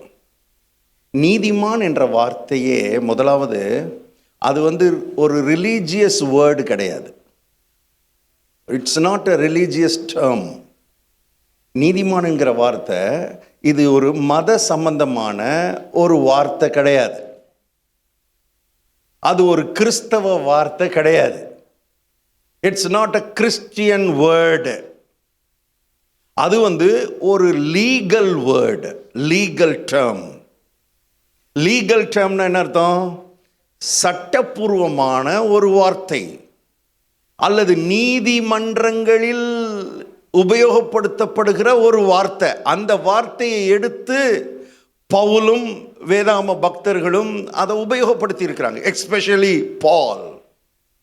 புதிய ஏற்பாட்டில் பவுல் அந்த கோர்ட்டில், நீதிமன்றங்களிலே சட்ட சம்பந்தமான அந்த வார்த்தையை எடுத்து இங்கே உபயோகப்படுத்தி இருக்கிறாங்க. ஸோ அதுக்கு நம்ம நல்ல விளக்கத்தை புரிஞ்சுக்கிட்டோன்னா, அதனுடைய ஆழத்தை புரிஞ்சுக்கிட்டோன்னா, நம்ம நம்முடைய உள்ள மகிழ்ச்சியால் துள்ளும், நம்முடைய இருதயம் மகிழ்ச்சியால் துள்ளும். கவனிங்க, ஒரு கோர்ட்டில் குற்றவாளி ஒருத்தன் குற்றம் சாட்டப்பட்டு குற்றவாளி கூண்டில் நிற்கிறான். சரியா? குற்றவாளி கூண்டில் நிற்கிறான். அவனுக்காக வக்கீல் வாதாடுகிறார். வக்கீல் வாதாடி முடிச்ச உடனே நீதிபதி என்ன கொடுக்கிறாரு? தீர்ப்பு கொடுக்கிறார். அவர் தீர்ப்பு கொடுக்கும்போது இப்படி தீர்ப்பு கொடுக்கிறார். சும்மா உதாரணத்துக்கு என்ன தீர்ப்பு கொடுக்கிறார்? இந்த குறிப்பிட்ட குற்றத்துக்கும் இந்த நபருக்கும் எந்தவித தொடர்பும் சம்பந்தமும் இல்லை என்பது எந்தவித சந்தேகத்துக்கும் இடமின்றி நிரூபிக்கப்பட்டதால் இந்த நீதிமன்றம் இவரை விடுதலை செய்துன்னு சொல்றதுக்கு முன்னால வெரி இம்பார்ட்டன்ட் வேர்டு ஒன்று கோர்ட்டில் யூஸ் பண்ணுவாங்க. நிரபராதி என்று அறிவிக்கிறது. நீதிமான் அப்படின்ற வார்த்தைக்கு கரெக்டான ஈக்குவலண்ட் டேர்ம் என்னன்னா நிரபராதி. நீங்க நீதிமான் வர்ற இடத்துல எல்லாம் சைடில் அதை எழுதி கூட வச்சுக்கலாம். ஆனால் அதை வாசிக்கும் பொழுதெல்லாம் அப்போதான் அது உங்க உள்ள போகும். நிரபராதினா என்னங்க அர்த்தம்? குற்றமற்றவன் அல்லது குற்றமே செய்யாதவன், தப்பே செய்யாதவன். இங்க எத்தனை பேர் தப்பே செய்யாதவங்க? பிறந்ததுல இருந்து இதுவரை என்னுடைய எண்ணத்தினாலோ வார்த்தையினாலோ செயலினாலோ ஒரு தப்பு கூட நான் செய்யலைன்றவங்க டக்குன்னு கை தூக்குங்க.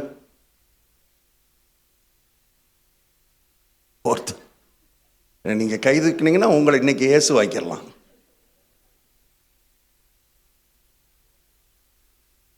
ஒருத்தரும் கிடையாது. வேதம் சொல்லுது எல்லாரும், வேர்ட் இஸ் வெரி இம்பார்ட்டன்ட், எல்லாரும் பாவம் செய்து தேவ மகிமை அற்றவர்களானார். பாவம் செஞ்சவங்களை தான் இவர் சொல்றாரு நிரபராதின்றார். பாவம் செஞ்சவங்களை பாவின்னு தானே சொல்லணும்.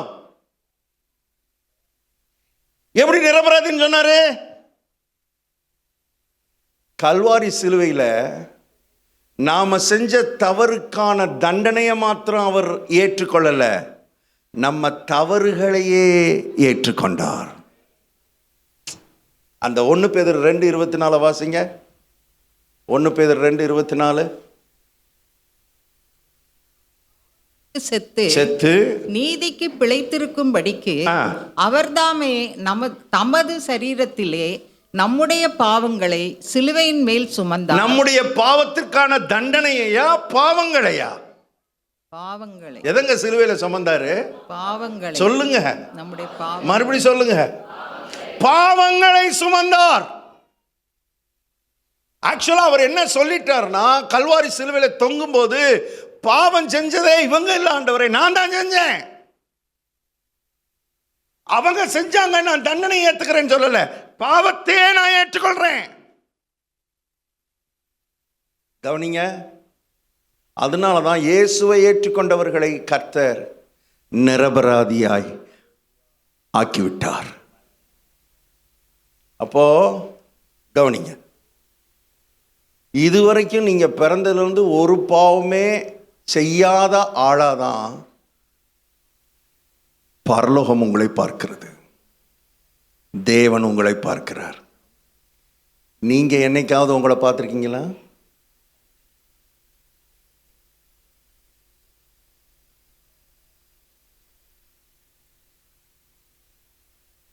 ஹலோ, மறைக்கிறீங்களே.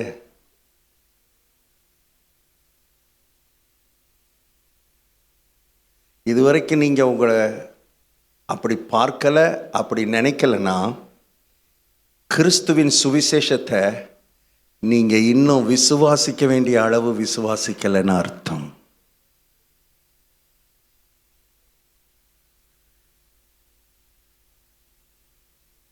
தேவன் உங்களை அப்படி தான் பார்க்கிறார். நாம் நம்மளை எப்படி பார்க்குறோன்னு சொல்லட்டுமா? நம்மளை எப்படி பார்க்குறோம் தெரியுமா? ஐயா பாவி வந்துட்டேன். ஐயா யார் வந்துட்டது? பாவி. ஒரு நாள் பாவியாக வந்தீங்க. ஆண்டவர்கிட்ட வரும்பொழுது எப்படி தான் வரணும்? பாவின்றதை ஒத்துக்கிட்டு தான், பாவின்ற நிலையில தான் ஆண்டவர்கிட்ட வரணும். ஆண்டவர் இயேசுவை ஏற்றுக்கொண்டு 17 வருஷம் கழிச்சு இன்னும் ஐயா பாவி வந்துட்டேன், பாவியிலேயே பிரதான பாவி வந்துட்டேன்யா. அவர் கேட்குறாரு, ஏயா வந்த? It's a serious issue. It's a serious issue. சத்தியத்தை அறிவீர்கள், சத்தியம் உங்களை விடுதலையாக்கும். கவனிக்கும்படி கர்த்தருடைய ஆவியானவர் விரும்புகிறார். கவனிக்கும்படி கர்த்தருடைய ஆவியானவர் விரும்புகிறார். கண்களை கர்த்தர் திறக்கும்படி விரும்புகிறார். எத்தனை பேர் நீங்கள் விரும்புகிறீங்க, என் கண்ணை திறந்து விடுங்க ஆண்டவரேன்னு? ஏன்னா நான் இதுலேயே பிறந்து வளர்ந்ததுனால சொல்கிறேன். நான் இதுக்குள்ளேயே கிடந்த ஆள். சாட்சி சொன்னால் கூட எப்படித்தான் ஆரம்பிப்பாங்க தெரியுமா? கர்த்தருடைய பரிசுத்த நாமத்துக்கு ஸ்தோத்திரம், பாவியாகிய அடியேனையும் ஒரு சிறு சாட்சியாய் நிறுத்தினதற்காக கர்த்தரை ரட்சிக்கப்பட்டு 18 வருஷம் ஆச்சு. அடியேன் என்ன அடியேன்?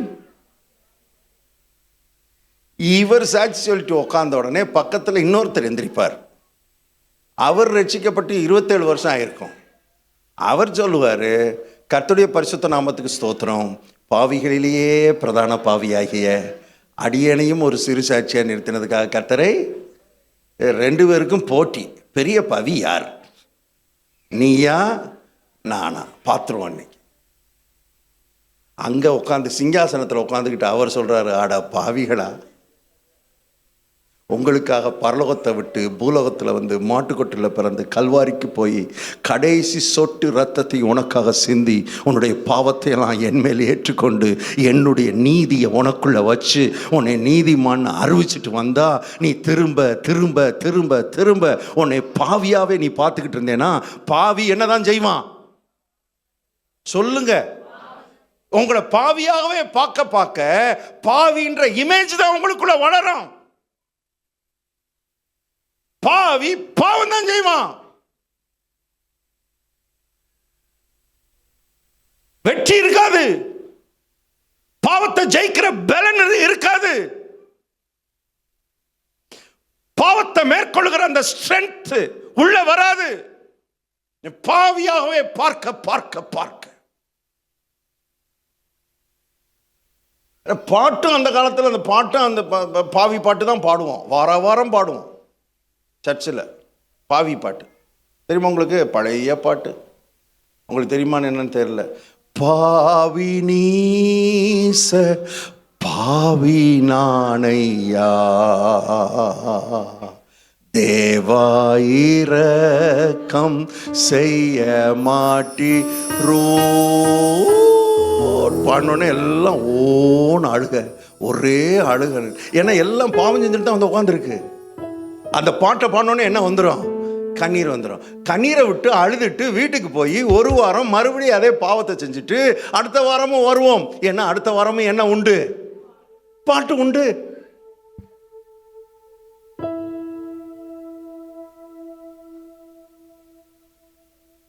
பாட்டு நல்ல பாட்டு, நான் பாட்டை குறை சொல்லலை.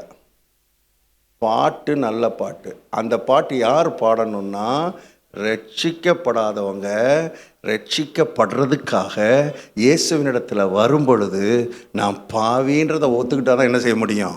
வர முடியும். பாட்டு நல்ல பாட்டு, ஆனால் பாடுற ஆள் தப்பான ஆள். இப்போ கர்த்தர் வெளிச்சத்தை கொடுத்து பாட்டை மாற்றி கொண்டு இருக்கிறார். இப்ப என்ன பாட்டை கொடுக்குறாரு? நீதிமான் நான், நீதிமான் நான், இரத்தத்தாலே கழுவப்பட்ட நீதிமான், இயேசுவின் இரத்தத்தாலே கழுவப்பட்ட நீதிமான். நீதிமான் நான், நீதிமான் நான், இரத்தத்தாலே கழுவப்பட்ட நீதிமான், இயேசுவின் இரத்தத்தாலே கழுவப்பட்ட நீதிமான். பாட்டை மாத்துங்க, வாழ்க்கை மாறிடும். பக்கத்துல பார்த்து சொல்லுங்க.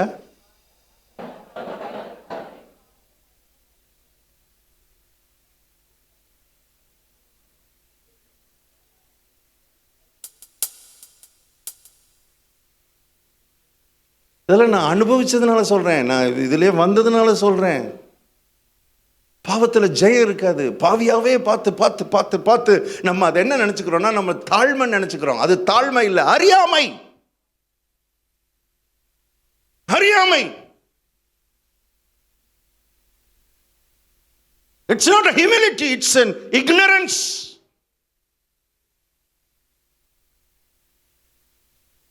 உங்களை என்னைக்கு நீதிமானா பார்க்குறீங்களோ, கவனிங்க, என்னைக்கு நீதிமானா பார்க்குறீங்களோ, என்னைக்கு நீங்க உங்களை நீதிமானா பார்க்குறீங்களோ, அப்பதான் நீதிமானா இந்த உலகத்தில் நீங்க வாழ முடியும்.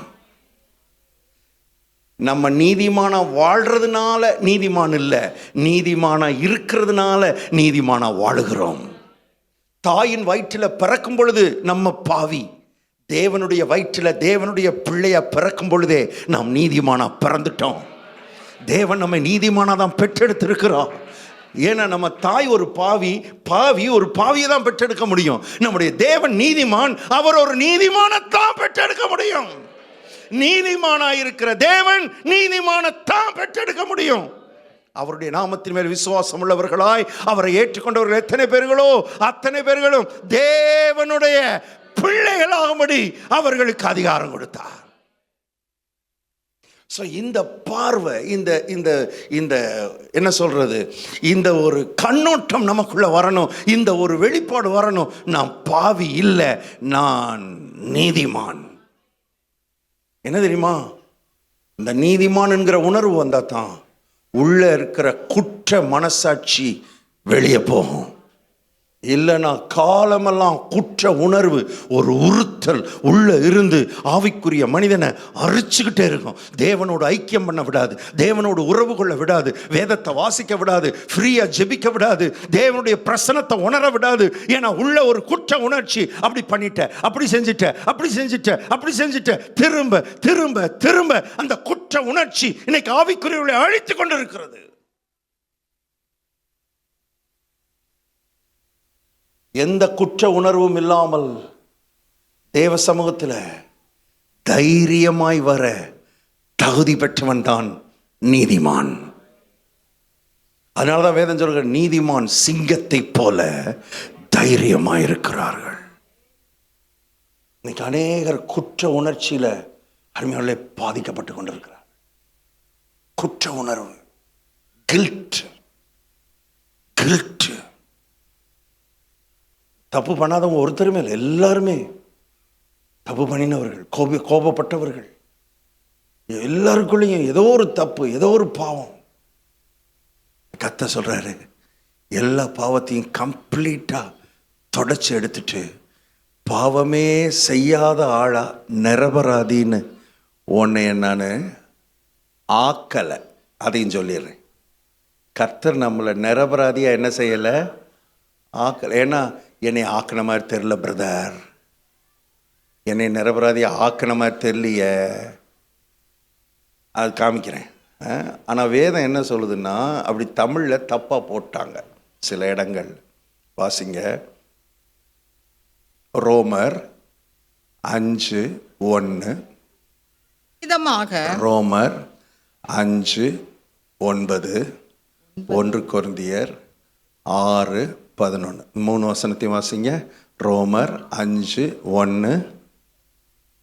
இவ்விதமாக நாம் விசுவாசத்தினாலே நீதிமான்களாக்கப்பட்டிருக்கிறபடியால், விசுவாசத்தினாலே நீதிமான்கள் ஆக்கப்பட போகிறபடியால், ஆக்கப்பட்டிருக்கிறபடியால், ஆக்கப்பட்டிருக்கிறபடியா. இது முடிஞ்சதா, இனிமேல் நடக்க போறதா? முடிஞ்சது. அது முதல்ல அதை தெரிஞ்சுக்கிறோம், முடிஞ்சது. ஆனா ஆக்கப்பட்டிருக்கிறார்கள், பட் ஆக்கப்பட்டிருக்கிறபடியால். இப்போ இன்னொரு வசனம் 5:9. இப்படி நாம் அவருடைய இரத்தத்தினாலே நீதிமான்களாக்கப்பட்டிருக்க.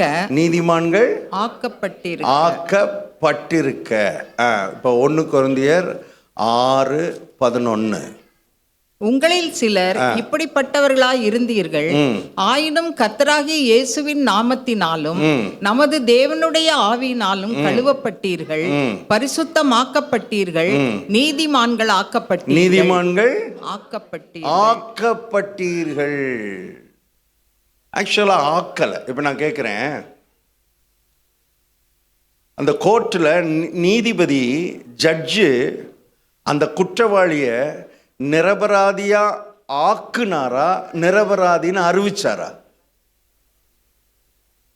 நிரபராதியா ஆக்குனாரா, நிரபராதின்னு தீர்ப்பு கொடுத்தாரா? நிரபராதியா ஆக்கல. நிரபராதின்னு என்ன கொடுத்தார்? தேவனும் நம்மளை நீதிமான ஆக்கல, நீதிமான்னு என்ன கொடுத்துட்டாரு? தீர்ப்பு. எல்லாரும் சொல்லுங்க, என்னது? மறுபடி சொல்லுங்க, எடுத்து வாசிங்க. அது பைபிள் இருக்கிறதான் சொல்றேன். ரோமர் 5 த சேம் வேர்ட் இருக்கும் பாருங்க. ரோமர் 5:16 வாசிங்க. ரோமர் 5:16. மேலும் ஒருவன் பாவம் செய்ததினால் உண்டான தீர்ப்பு. என்னதுங்க உண்டான தீர்ப்பு? வந்துருச்சா? தீர்ப்பு, தீர்ப்பு, ஜட்ஜ்மெண்ட். தேவன் அருளும் ஈவுக்கு ஒப்பானதல்ல. அந்த தீர்ப்பு ஒரே குற்றத்தின் நிமித்தம் ஆக்கினைக்கு ஏதுவாய் இருந்தது. கிருபை வரமோ அநேக குற்றங்களை நீக்கி நீதி விளங்கும் தீர்ப்புக்கு ஏதுவாய் இருக்கிறது. நீதி விளங்கும் தீர்ப்புக்கு. சத்தமா சொல்லுங்க. தீர்ப்புக்கு. எதுக்கு ஏதுவா இருந்தது? நீதி விளங்கும். ஜட்ஜ்மெண்ட். ஜட்ஜ்மெண்ட். 18வது வசனம், அதே 5:18 வசனத்தை வாசிங்க. ஆகையால் ஒரே மீறுதலினாலே எல்லா மனுஷருக்கும் ஆக்கினைக்கு ஏதுவான தீர்ப்பு உண்டானது போல ஒரே நீதியினாலே. யாருடைய நீதியினாலே? இயேசு கிறிஸ்துவினுடைய நீதியினாலே எல்லா மனுஷருக்கும். எதை அளிக்கும்? ஜீவனை அளிக்கும். சத்தமா சொல்லுங்க, எதை அளிக்கும்? நம்ம எதை பற்றி தான் படிச்சுக்கிட்டு இருக்கிறோம்? ஜீவனை பற்றி தான் படிச்சுக்கிட்டு இருக்கோம். கவனிங்க, ஜீவனை அளிக்கும், நீதிக்கு ஏதுவான என்ன உண்டாயிற்று? தீர்ப்பு. எல்லாம் கரங்களை தட்டி கர்த்தருக்கு நன்றி சொல்லுங்க. கர்த்தர் நல்லவர், கர்த்தர் நல்லவர். நீதிக்கு ஏதுவான தீர்ப்பு உண்டாயிற்று. இப்போ உங்களுக்கு தெரியுமா, நீதிபதி கோர்ட்டில் தீர்ப்பு கொடுத்துட்டாருன்னா அந்த தீர்ப்பை இந்த உலகத்தில் யாருமே என்ன செய்ய முடியாது? மாற்ற முடியாது. யாருக்கு தான் மாற்றுறதுக்கு அதிகாரம் இருக்குது தெரியுமா? செஷன்ஸ் கோர்ட் நீதிபதி கொடுத்த தீர்ப்பை மாற்றணும்னா ஹைகோர்ட் ஜட்ஜு மாற்றலாம். ஹைகோர்ட் ஜட்ஜு கொடுத்த தீர்ப்பு அவர் கொடுத்துட்டாருன்னா வேற யாரும் மாற்ற முடியாது. சுப்ரீம் கோர்ட், உச்ச நீதிமன்ற நீதிபதி வேணா என்ன செய்யலாம்? மாற்றலாம். அவர் தீர்ப்பு கொடுத்துட்டாருன்னா அதுதான் ஃபைனல், அதோட முடிஞ்சது. அவருக்கு மேலே அதை மாற்றுறதுக்கு யாருக்கும் அதிகாரம் கிடையாது. நான் சொல்லட்டுமா, நமக்கு நீதிமான தீர்ப்பு கொடுத்தாரே, இவருக்கு மேலே இந்த தீர்ப்பை மாற்றுறதுக்கு எவருமே கிடையாது. வானாதி வானங்களுக்கு உயர்ந்த சர்வலோக நியாயாதிபதியாகிய நம்முடைய தேவன் நம்மளை நீதிபதி, நீதிமான், நிரபராதி அப்படின்னு என்ன கொடுத்துட்டாரு?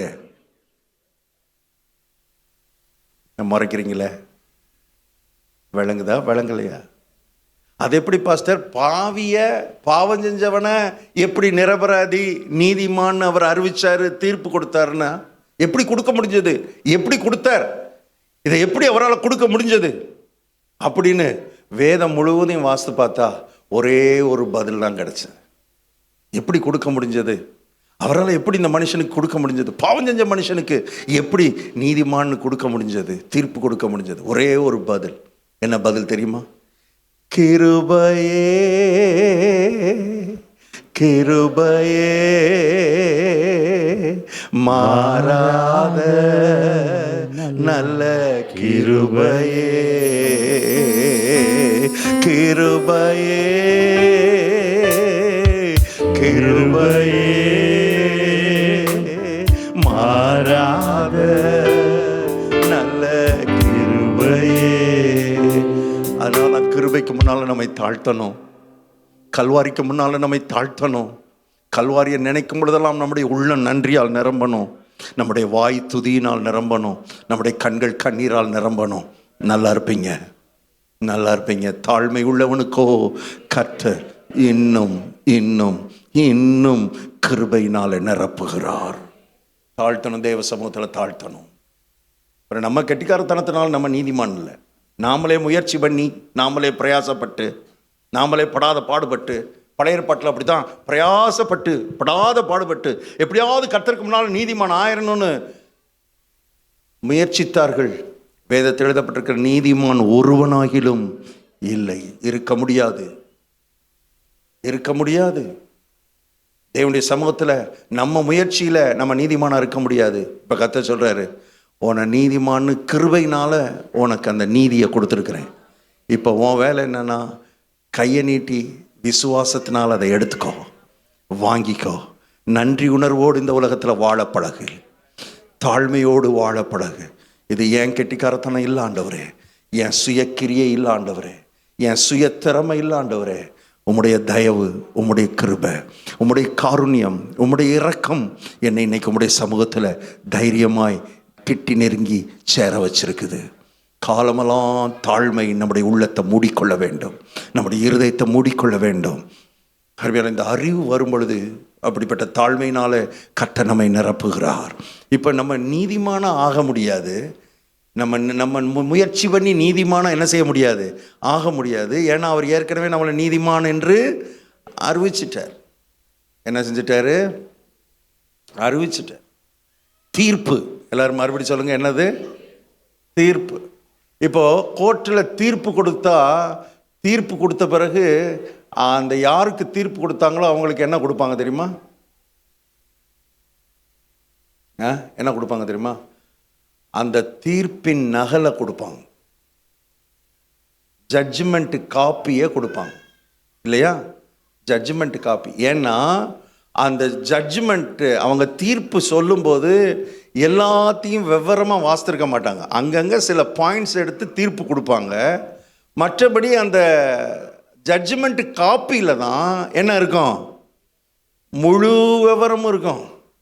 இப்போ அந்த தீர்ப்பு வாங்கினவங்க, ஜட்ஜ்மெண்ட் காப்பியை வாங்கினவங்க வீட்டில் வந்து உட்காந்து என்ன பண்ணணும் சொல்லுங்க? ஜட்ஜ்மெண்ட் காப்பியை உட்காந்து கண்ணில் விளக்கணை ஊற்றிக்கிட்டு வாசிக்கணும், வாசிப்பாங்க. இப்போ கர்த்தரும் தீர்ப்பை கொடுத்தவர் அதோட விடலை, தீர்ப்பின் நகலையும் நம்ம கையில் கொடுத்துருக்கிறார். எங்க இருக்குது? ஹலோ, எத்தனை பேருக்கு வழங்குது? இதை எடுத்து ஒழுங்கா என்ன தீர்ப்பு, என்னெல்லாம் இருக்குது, அந்த தீர்ப்புக்குள்ள என்னெல்லாம் இருக்குன்றத கவனமா என்ன செய்யணும்? வாசிக்கணும். தீர்ப்பின் நகல் எடுத்து முத்தம் கொடுக்கப்படாது. காலையில் 2 முத்தம் கொடுத்துருவோம் பிரதர், நைட் 2 முத்தம் கொடுத்துருவோம் பிரதர். எதுக்கு? ஜட்ஜ்மெண்ட் காப்பிக்கு. ஜட்ஜ்மெண்ட் காப்பிக்கு முத்தமாக தேவை? அதை வெல்வெட்டு துணியில் வச்சுருக்கோம் பிரதர், வெல்வெட்டு விரித்து அதுக்கு மேலே அதை வச்சு அதை எடுத்து முத்தம் கொடுத்து. முத்தம் இல்லைங்க, ஒழுங்காக எடுத்து என்ன செய்யணும்? வாசிக்கணும். வாசிக்கும்போது சில நேரம் அது புரியலைன்னா என்ன பண்ணணும்? திரும்ப வாசிக்கணும், திரும்ப திரும்ப வாசிக்கணும். திரும்ப திரும்ப வாசித்தாலும் சில வார்த்தைகள் என்ன செய்யாது? புரியாது. அப்படின்னா என்ன பண்ணணும்னா, அதை எடுத்துகிட்டு போய் ஒரு லாயர்கிட்ட கொடுத்து, ஒரு வக்கீல்கிட்ட கொடுத்து அவரை வாசிக்க சொல்லி அவர்கிட்ட அந்த விளக்கத்தை என்ன செய்யணும்? கேட்கணும். கர்த்தர் எவ்வளோ நல்லவர் பாருங்க. தீர்ப்பையும் கொடுத்து, தீர்ப்பின் நகலையும் கொடுத்து, எங்களை மாதிரி லாயரையும் கொடுத்துருக்காரு. நீங்கள் கேட்டீங்களா? நீங்கள் கேட்காமலே எல்லாத்தையும் கொடுத்துருக்காரு பாருங்க. விளங்குதா? விளங்கலையா? எங்கள் வேலை என்னென்னா இதை வாசித்து இதில் என்ன புரியாமல் மக்களுக்கு எங்கேயாவது புரியாமல் இருக்குதான்றதை பார்த்து அதை எடுத்து உங்களுக்கு கொடுக்குறதுக்கு தான் ஞாயிற்றுக்கிழமை ஒழுங்காக வரணும். ஒழுங்காக வந்து இந்த தீர்ப்பு நகல் என்ன போட்டிருக்குன்றத, இந்த வேதம் என்ன சொல்லுதுன்றத கவனமாக என்ன செய்யணும், கேட்கணும். பைபிள் ஸ்டடி வச்சா வரணும், இது போல் கூட்டங்கள் வச்சா வரணும். ஆமென். வேலை இல்லைன்னா பார்த்துக்குருவோம் பிரதர், வேலை இல்லைன்னா பார்க்கறது இல்லை. ஜட்ஜ்மெண்ட் காப்பி வேலை இல்லைன்னா வாசிப்பீங்க? சொல்லுங்க. வேலை இல்லைன்னா வாசிக்கிறது இல்லை. வேலை இருக்கும்போது வேலையை கூட கொஞ்சம் விட்டுட்டு அதை என்ன செய்வோம், ஏன்னா அதுக்குள்ளே என்னுடைய வாழ்க்கை அடங்கி இருக்கிறது. மனுஷன் அப்பத்தினால் மாத்திரமல்ல, தேவனுடைய வாயிலிருந்து புறப்படுகிற ஒவ்வொரு வார்த்தையினாலும் என்ன செய்வான், பிழைப்பான். பிழைப்பூட்டுகிற வார்த்தை இது, பிழைப்பூட்டுகிற வார்த்தை. ஆகவே இந்த வார்த்தையை கவனிச்சிட்டிங்கன்னா பிழைப்பு உங்களுக்கு மாத்திரமல்ல, உங்கள் சந்ததிக்கு பிழைப்பு உண்டு, உங்கள் தலைமுறைக்கு பிழைப்பு உண்டு. கட்டாயம் பிழைப்பாங்க, கட்டாயம் வாழ்ந்திருப்பாங்க. அதனால தான் அருமையானவர்களே, இந்த மாதிரி சபை கூடுகைகள்லாம் ரொம்ப ரொம்ப முக்கியம். இதுக்கு முக்கியத்துவம் கொடுக்கிறவர்கள் பாக்கியவான்கள். இதை வந்து ப்ரையாரிட்டி, நம்முடைய வாழ்க்கையில் ப்ரையாரிட்டி கர்த்தருக்கு, கர்த்தருடைய வார்த்தைக்கு, கர்த்தருடைய ராஜ்யத்துக்கு. தேவனுடைய ராஜ்யத்தை தேடுங்கள். தேவனுடைய ராஜ்யத்தை தேடுங்கள், அப்பொழுது இவைகளெல்லாம் உங்களுக்கு கூட கொடுக்கப்படும். தப்பு, தப்பு. தேவனுடைய ராஜ்யத்தை தேடுங்கள்னு கர்த்தர் சொல்லல. முதலாவது தேவனுடைய ராஜ்யத்தை தேடுறது வேற, முதலாவது தேடுறது வேற. தேவனுடைய ராஜ்யத்தை தேடுகிறவர்கள் கோடி பேர் இருக்கிறார்கள். தேவனுடைய ராஜ்யத்தை முதலாவது தேடுகிறவர்கள் வெகு சொற்பம். அந்த மக்களாய் இங்க இருக்கிற அத்தனை பேர் இருக்கணும்னு கர்த்தர் எதிர்பார்க்கிறார். முதலாவது தேட போறேன் வாழ்க்கையில. Seek ye first the kingdom of God and his righteousness. Seek ye first. இப்படிப்பட்ட ப்ரையாரிட்டி கர்த்தருக்கு நாம் கொடுக்கும்படி கர்த்தர் எதிர்பார்க்கிறார். நான் முடிக்கிறேன் சீக்கிரம். இப்போ நீதிமானா ஆகிறது இல்லை. ஏன்னா நீதிமானா நம்ம என்ன செஞ்சிட்டோம், ஆயிட்டோம். இப்போ நமக்கு என்ன தேவைன்னா, நீதிமான் என்கிற உணர்வில் வளரணும். நம்ம பிறந்ததுலேருந்தே நமக்குள்ள என்ன உணர்வில் வளர்ந்து பழகிட்டோம்னா, பாவின்ற உணர்வில் வளர்ந்து பழகிட்டோம், குற்ற உணர்வில் வளர்ந்து பழகிட்டோம். இப்போ அந்த உணர்வை தூக்கி எடுத்து போட்டுட்டு நீதிமான் என்கிற உணர்வில் வளரணும். வளர்றதுக்கு என்ன செய்யணும் பாஸ்டர்? 2 காரியம் செய்யணும். நீதிமான் என்கிற உணர்வில் வளர்றதுக்கு 2 காரியம் செய்யணும். 1, வேதத்தை நீங்க வாசிக்கும்போது நீதிமான் என்ற வார்த்தை வருகிற வசனங்கள் நிறைய வரும் இல்லையா? நீதிமான் நீதிமான் நீதிமான்னு நிறைய வரும். அந்த வசனங்களை வாசிக்கும் பொழுதெல்லாம் இதுவரைக்கும் நீங்க யாரை நினைச்சுக்கிட்டே வாசித்தீங்க?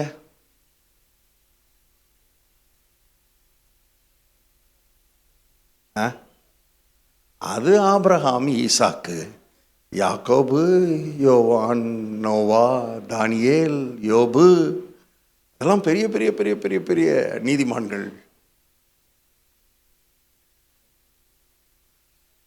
இன்னையிலிருந்து வாசிக்கும்போது, நீங்க வேதத்தை வாசிக்கும்போது நீதிமான் எங்க வருதோ அந்த இடத்துல எல்லாம் உங்களை நினைச்சுக்கிட்டே வாசி. வேதம் சொல்லுகிறது, நீதிமானின் சிரசின் மேல் ஆசீர்வாதங்கள் தங்கும். யாருடைய சிரசு சொல்லுங்க? உங்க சிரசு. இது இந்த உணர்வு, இதை வாசிக்கும் பொழுதே என்ன குறித்து எழுதப்பட்டிருக்கிறதுக்காக ஸ்தோத்திரம் ஆண்டவரே. நீதிமானின் வாசஸ்தலத்தையோ கர்த்தர். யாருடைய வாசஸ்தலம்? நீதிமான் பனையை போல் செழித்து லீபனோனில் உள்ள கேதுருவை போல் வளருவான். யாரவன்? நானு, நீங்க. விளங்குதா உங்களுக்கு? இது we have to take this effort. இது ஒரு ஆவிக்குரிய பயிற்சி, ஒரு ஆவிக்குரிய முயற்சி. இது ஒரு நாளில் வர்றதில்லை. ஒரு பிரசங்கத்தை கேட்டு முடிச்சோடனே இது வந்துடுறதில்லை. இது உட்காந்து கான்சென்ட்ரேட்டட் ஒரு எஃபர்ட் எடுக்கணும். வேதத்தை வாசிக்கும் பொழுதெல்லாம், நீதிமான் வரும் பொழுதெல்லாம் நம்மளை அங்கே கொண்டு போய் நிறுத்தணும், சிந்திக்கணும், தியானிக்கணும். அதனால தான் வேதம் சொல்லுகிறது, கர்த்தருடைய வேதத்தில் பிரியமாக இருந்து இரவும் பகலும் வாசிக்கிறவன் இல்லை, இரவும் பகலும் தியானமாக இருக்கிற மனுஷன் பாக்கியவான். அவன் நீர்க்காலின் ஓரமாய் நடப்பட்டு தன் காலத்தில் தன் கனியை கொடுத்து இலையுதிராதிருக்கிற மரத்தை போல் இருப்பான். அவன் செய்வது எத்தனை வாய்க்கும்? அவன் செய்வது எத்தனை வாய்க்கும்? தியானம் பண்ணுகிறவன், வாசிக்கிறவன் இல்லை. என்ன செய்கிறவன்? தியானம் பண்ணுகிறவன், தியானம் பண்ணுகிறவன், தியானம் பண்ணுகிறவன். அப்படி இந்த மாதிரி நீங்கள் வேதத்தை படிக்கும் பொழுது உங்களை அந்த இடத்துல நினச்சி படிக்கணும், வாசிக்கணும். Take time. வசனத்தை நம்ம என்ன நினைக்கிறோன்னா, டெய்லி ஒரு அதிகாரம் வாசித்து முடிச்சிடுவேன் பிரதர். வாசித்து முடிக்கிறது நல்லது, ஆனால் வாசித்து முடிக்கிறதுக்காகவே வாசிக்கப்படாது. நான் சொல்ல புரியும்னு நினைக்கிறேன். வாசித்து முடிக்கிறது ஒன்றும் பெரிய விஷயம் இல்லை. நான் 63 தடவை வாசித்துட்டேன், நல்லது. நான் 63 தடவை வாசித்ததுனால உங்களுக்கு ஒன்றும் மெடல் கொடுக்க போகிறதில்ல. அவாப்பா 63 தடவை வாசித்துட்ட வா. எங்கள் தாத்தா ஒருத்தர் இருந்தார்,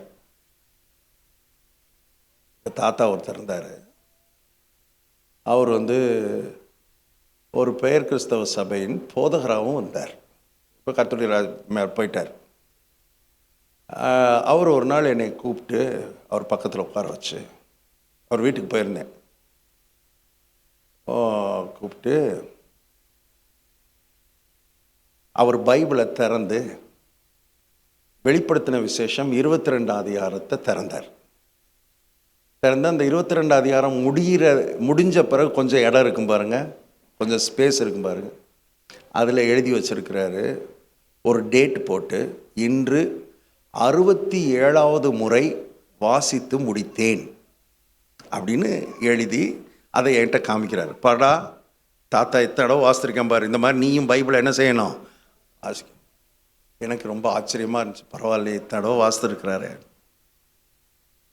இதெல்லாம் பேசிட்டு வாடா சாப்பிட்லான்னு உள்ளே கொண்டு சாப்பிட கூட்டு, வீட்டுக்குள்ளே சாப்பிட கூட்டு போயிட்டு சாப்பிடும்போது, சாப்பிட்றதுக்கு முன்னால் ஒரு ஜெபம் பண்ணுறா அப்படின்னார்.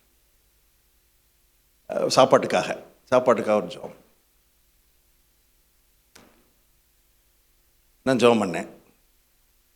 ஜெபம் பண்ணும்போது சொன்னேன், அப்பத்தையும் தண்ணீரையும் ஆசீர்வதித்து வியாதியை உன்னிலிருந்து விலக்குவேன்னு சொன்னீரே ஆண்டவரே, அந்த வார்த்தையின்படி இந்த அப்பத்தையும் தண்ணீரையும் என்ன பண்ணுங்க, ஆசீர்வதிங்கன்னு சொல்லி ஜெபம் பண்ணி முடித்த உடனே கேட்குறாரு, அது என்ன என்னமோ சொன்னேன் ஜெபத்தில், அப்பத்தையும் தண்ணீரையும் பைபிள்லையா இருக்கு?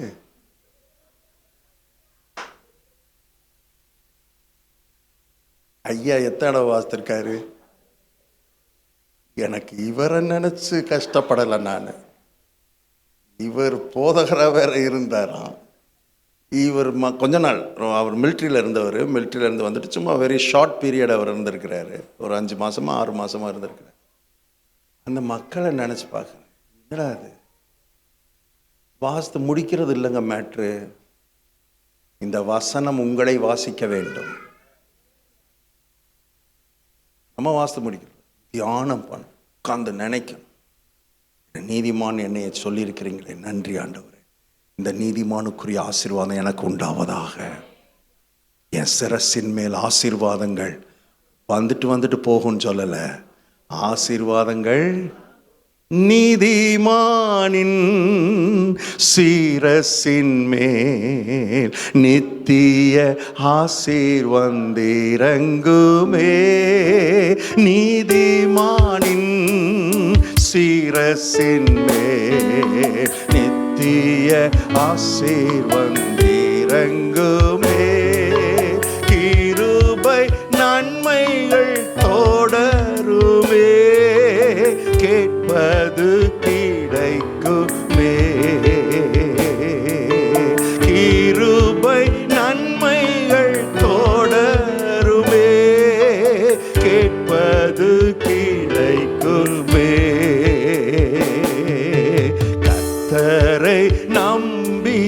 ஜீவிப்போம். கவலை கஷ்டங்கள் தீர்ந்திடும், கைவிடா காத்திடும் பரமனின் கரங்களை நாம் பற்றிக் கொள்வோம். கைவிடா காத்திடும் பரமனின் கரங்களை நாம் பற்றிக் கொள்வோம். ஸோ ரெண்டாவது, முதல்ல வேதத்தை வாசிக்கும் பொழுது நீதிமான் என்ற பதம் வரும் பொழுதெல்லாம் நம்மளை அந்த இடத்துல நினைச்சு தியானிச்சு வாசிக்கணும். சாரி.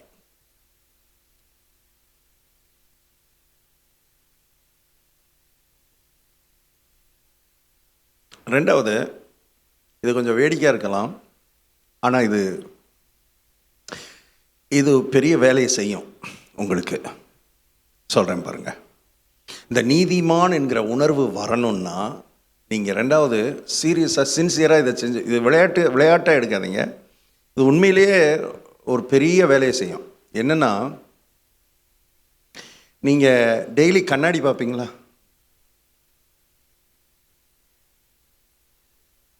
பார்ப்பீங்கள்ல? பாருங்கள் கண்ணாடி. கட்டாயம் என்ன செய்யுங்க. ஏன்னா ஒரு காலத்தில் இந்த பெந்தைக்கோஸ்தையில் பண்ண சேட்டைகள்லாம் பெரிய சேட்டைகள் பண்ணாங்க அந்த காலத்தில். உனக்கு என்ன கண்ணாடி வேண்டி கிடக்கு? நீ கண்ணாடி பார்க்கலாமா? கண்ணாடியே நீ பார்க்கப்படாது, அப்படியே இழுத்து முடிஞ்சிட்டு வந்துரு சர்ச்சுக்கு. கண்ணாடியை பார்த்து உனக்கு என்ன சீவி சிங்காரிச்சுக்கிட்டு இருக்க? கண்ணாடியை பார்க்க முடியாது அந்த காலத்தில். ஆனால் இப்போ என்ன சொல்கிறோன்னா, கட்டாயம் கண்ணாடியை பார்த்துட்டு தான் நீங்கள் வரணும். ஏன்னா நீங்கள் கண்ணாடியை பார்த்துட்டு வந்தால் தான் நாங்கள் உங்களை பார்க்க முடியும்.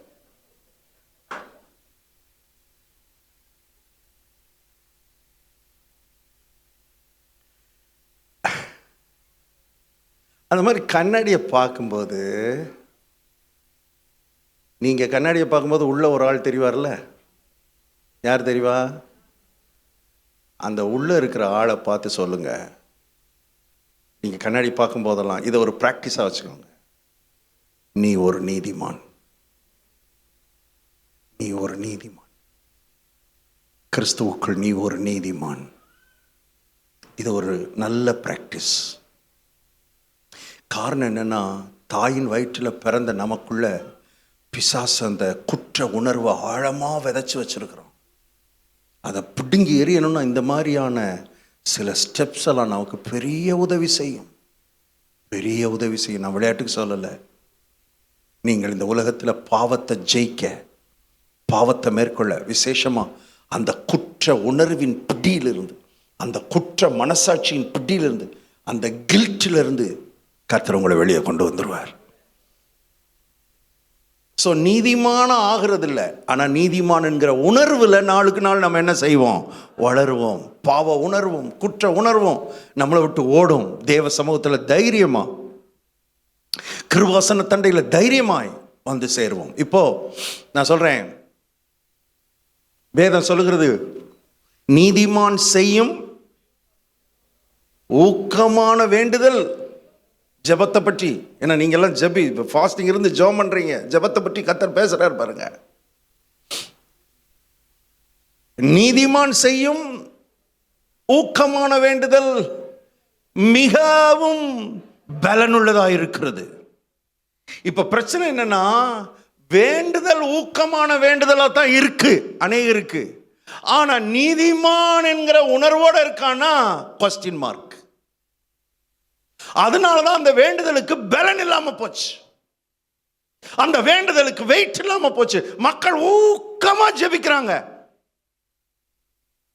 ஆனா உள்ள நீதிமான் என்கிற உணர்வு இல்லை. ஆகவேதான் ஜெப நேரங்கள் வீணா போயிடுது. சீரியஸான விஷயம் பாருங்க. குற்ற உணர்வும் பாவ உணர்வும் உள்ள நிரப்பி இருக்கும் போது ஊக்கமா ஜெபிக்கும் பொழுதே இவங்க ஆழமான விசுவாசத்தோட ஜெபிக்கிறாங்க.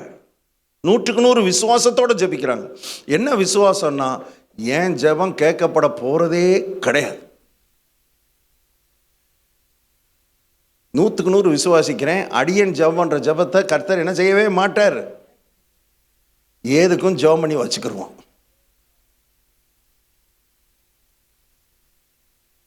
வேதம் சொல்லுகிறது, நீங்கள் விசுவாசம் உள்ளவர்களாய் ஜெபத்திலே எவைகளை கேட்பீர்களோ அவைகளை எல்லாம் பெறுவீர்கள். ஜெபத்தை காட்டிலும் விசுவாசம் ரொம்ப முக்கியம். என்ன விசுவாசம்?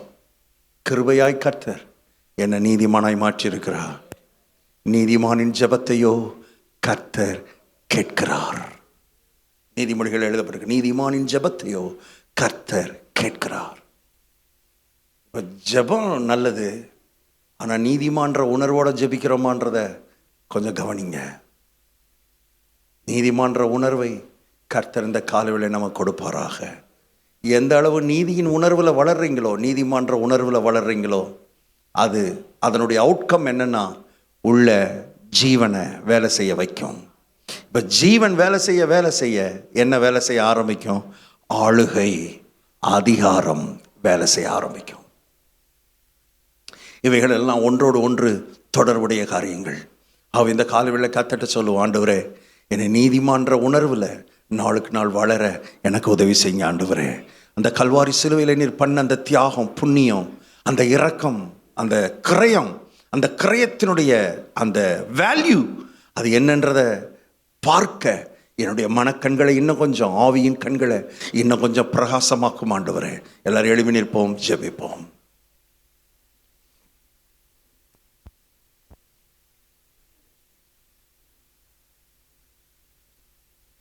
Thank you, Holy Spirit. Thank you, Holy Spirit.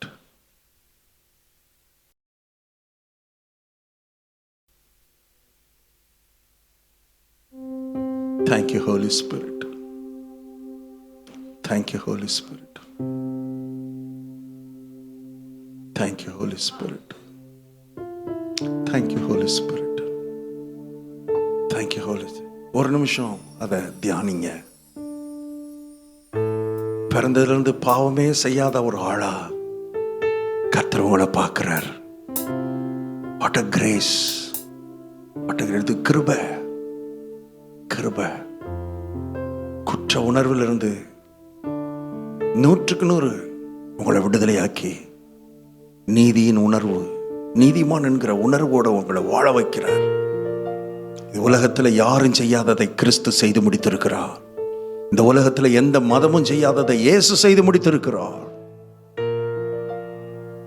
எல்லாரும் கரங்களை உயர்த்தி நல்ல வாயை திறந்து உங்க பக்கத்தில் இருக்கிறவங்களுக்காவது கேட்கிற மாதிரி நல்ல சத்தமா கத்தர நன்றியோடு ஸ்தோத்திரம் பண்றீங்களா? நன்றியோடு ஸ்தோத்திரம் பண்ணுங்க பார்ப்போம். மரகதலர ஷேகதோ தரப்லர பாக்க ஷேகதல ரபா ரீகா பல ரபல நபா. நீங்க துதிக்க துதிக்க துதிக்க துதிக்க உள்ளே இருக்கிற குற்ற உணர்வு உங்களை விட்டு வெளியேறுகிறது. அந்த குற்ற மனசாட்சியிலிருந்து கர்த்தர் விடுதலை கொடுக்கிறார். கர்த்தர் விடுதலை கொடுக்கிறார். ஓ ரஹந்தலனமா அலிகபர்பலானஹோ ஷேகதரோஹலோ நரகதோ அலிக்ரபலனமா ஷீகதலடபா ரிகலனமா ரபோ ஷீகதரலடபா ரீமலனமா. நீதியினால் நீ ஸ்திரப்பட்டிருப்பாய், நீதியினால் நீ ஸ்திரப்பட்டிருப்பாய், நீதியினால் நீ ஸ்திரப்பட்டிருப்பாய். இனி கொடுமை உன்னை அணுகுவதில்லை, இனி கொடுமை உன்னை அணுகுவதில்லை. நீ திகிலுக்கு தூரமாவாய், நீ திகிலுக்கு தூரமாவாய். காரணம், நீதியினால் ஸ்திரப்பட்டிருக்கிற மனுஷன், நீதியினால் ஸ்திரப்பட்டிருக்கிற மனுஷி. அரபல ரப கதல ரப ஷகதல ரப ரிமமல ரபல நமர. நல்ல நல்ல ஆவில நிரம்பி அந்நிய பாஷையில கர்த்தரை மகிமைப்படுத்துங்க. ரப ஹந்தல ரப ஷேகதல ரப ரபலக்கு. தேவனுடைய கிருபை, கிருபையை நினைச்சு, இரக்கத்தை நினைச்சு ஓரா கதல ரபல நபா ரகபதல ரப. எவ்வளவு பெரிய ஆசீர்வாதம், எவ்வளவு பெரிய ஆசீர்வாதம், எவ்வளவு பெரிய ஆசீர்வாதம். ரிமமல ரப ஷகதல ரப ரிபல ரபல நம ரகதல ரப Oh, glory, glory, glory, glory, glory, glory, glory, glory, glory, glory, glory, glory, glory. சோத்திரம், சோத்திரம். வாய் திறந்து சொல்லுங்க, ஹalleluya. உங்களை நீதிமானாய் மாற்றினாரே. ஓ, நீதிமான் என்று சொல்லி ஹalleluya. உங்களை ஹalleluya அவர் பார்க்கிறாரே. பாவம் செய்யாத ஒரு மகனை போல, பாவம் செய்யாத ஒரு மகளை போல, ஓ பரமபிதா அல்லவா உங்களை பார்க்கிறார். அப்படிப்பட்ட நிலைமைக்கல்லவா உங்களை கர்த்தர் கொண்டு வந்திருக்கிறார். கரங்களை உயர்த்தி கர்த்தர் கண்களை மூடி கர்த்தர் அப்படியே சோத்திரம் பண்ணுங்க. ஆண்டவரே, உம்முடைய விலையேறப்பட்ட இரத்தத்தினாலே என்னை நீதிமானாக்கினீரே. உம்முடைய விலையேறப்பட்ட இரத்தத்தின் வல்லமையினாலே என் பாவமற என்னை கழுவி என்னை சுத்திகரித்து எங்களை நீதிமான்களாய் மாற்றி இருக்கிறீரே. உமக்கு நன்றி அப்பா, நன்றி ராஜா, நன்றி ராஜா, நன்றி ராஜா, நன்றி ராஜா, நன்றி இயேசுவே, உமக்கு ஸ்தோத்திரம். ஆண்டவரே, இந்த பூமியில நீதிமான் என்கிற ஒரு உணர்வோடு கூட, நீதிமான் நான் என்று சொல்லக்கூடிய அப்படிப்பட்ட நினைவோடு கூட நாங்கள் ஆண்டவரே ஒவ்வொரு நாளும் ஆண்டவரை வாழ வேண்டும். ஆண்டவரே, நீதிமான் என்று எங்களுடைய உதடு நாவு ஓ ஹல்லேலூயா ஆமென் எங்களை குறித்தே சொல்ல வேண்டும். ஆண்டவரே, நீதிமான் என்கிற நினைவு எங்களுக்குள்ள எப்பொழுதும் இருக்க வேண்டும். ஏனென்றால் பரலோக தேவன் எங்களுக்கு இலவசமாய் கிருபையாய் ஆண்டவரே எங்களை ஆண்டவரே நீர் நீதிமானாய் மாற்றி இருக்கிறீர், நிரபராதியாய் மாற்றி இருக்கிறீர். அப்படிப்பட்ட பரலோக தேவன் எங்களுக்கு தீர்ப்பு கொடுத்திருக்கிறீர் அப்பா. இதை அறிந்து உணர்ந்து ஹல்லேலூயா பாவங்களுக்கு விலக்கி ஹல்லேலூயா பரிசுத்த உள்ளத்தோடு பரிசுத்தமுள்ள தேவனை நோக்கி பார்த்து இந்த பூமியில் நம்முடைய நாமத்தை மகிமைப்படுத்தி வாழ நம்முடைய பிள்ளைகள் ஒவ்வொருவருக்கும் கர்த்தர் கிருபை தந்து கிருபை செய்து நடத்தி அருளும். நீதிமானாய் நாங்கள் வாழ்ந்தால்தான் எங்களுக்குள்ளே கிறிஸ்துவாகிய ஜீவன் இருக்க முடியும். நீதிமானாய் நாங்கள் வாழ்ந்தால்தான் ஆண்டவரே எங்களுக்குள்ளே கிறிஸ்துவினுடைய ஜீவன் இருக்கும். இந்த கிறிஸ்துவினுடைய ஜீவன் எங்களுக்குள்ள இருந்தால் தான் நாங்கள் எங்களுக்கு ஆளுகை கிடைக்கும். ஆண்டவரே, இன்றைக்கு ஆண்டவரே இந்த நீதிமானை குறித்து, நீதி உள்ள ஒரு வாழ்க்கையை குறித்து, எப்படி நாங்கள் நீதிமான்கள் ஆக்கப்பட்டோம் என்பதை குறித்து கர்த்தர் நீர் பேசினீர். உமக்கு ஸ்தோத்திரம், ஸ்தோத்திரம். தொடர்ந்து உம்முடைய பிள்ளைகளை கர்த்தருடைய கிருபையின் கரம், உம்முடைய மகிமையின் கரம் தொடர்ந்து நடத்தட்டும். தேவ கிருபைக்கு ஒப்பு கொடுத்து கர்த்தருடைய கிருபையின் கரத்தில் அர்ப்பணித்து ஜெபிக்கிறேன் சுவாமி.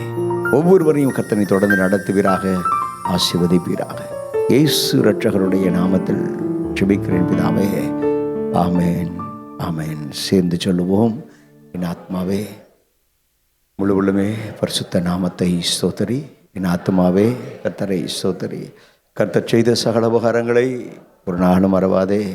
ஆமென், ஆமென். ஆசீர்வாதம் நம்முடைய பிதாவாகிய தேவனுடைய அன்பும் நம்முடைய ஆண்டவராகிய இயேசு கிறிஸ்துவினுடைய கிருபையும் பரிசுத்த ஆவியானவருடைய அபிஷேகமும் வல்லமையும் வழி நடத்துதலும் ஐக்கியமும் சமாதானமும் காவலும் இன்றைக்கும் என்றென்றைக்கும் சகல நாட்களிலும் உங்கள் அனைவரோடு கூட இருந்து கர்த்தர் உங்களை ஆசீர்வதித்து வழி நடத்துவாராக.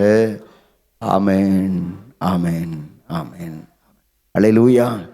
கர்த்தர் உங்களை ஆசீர்வதிப்பார்.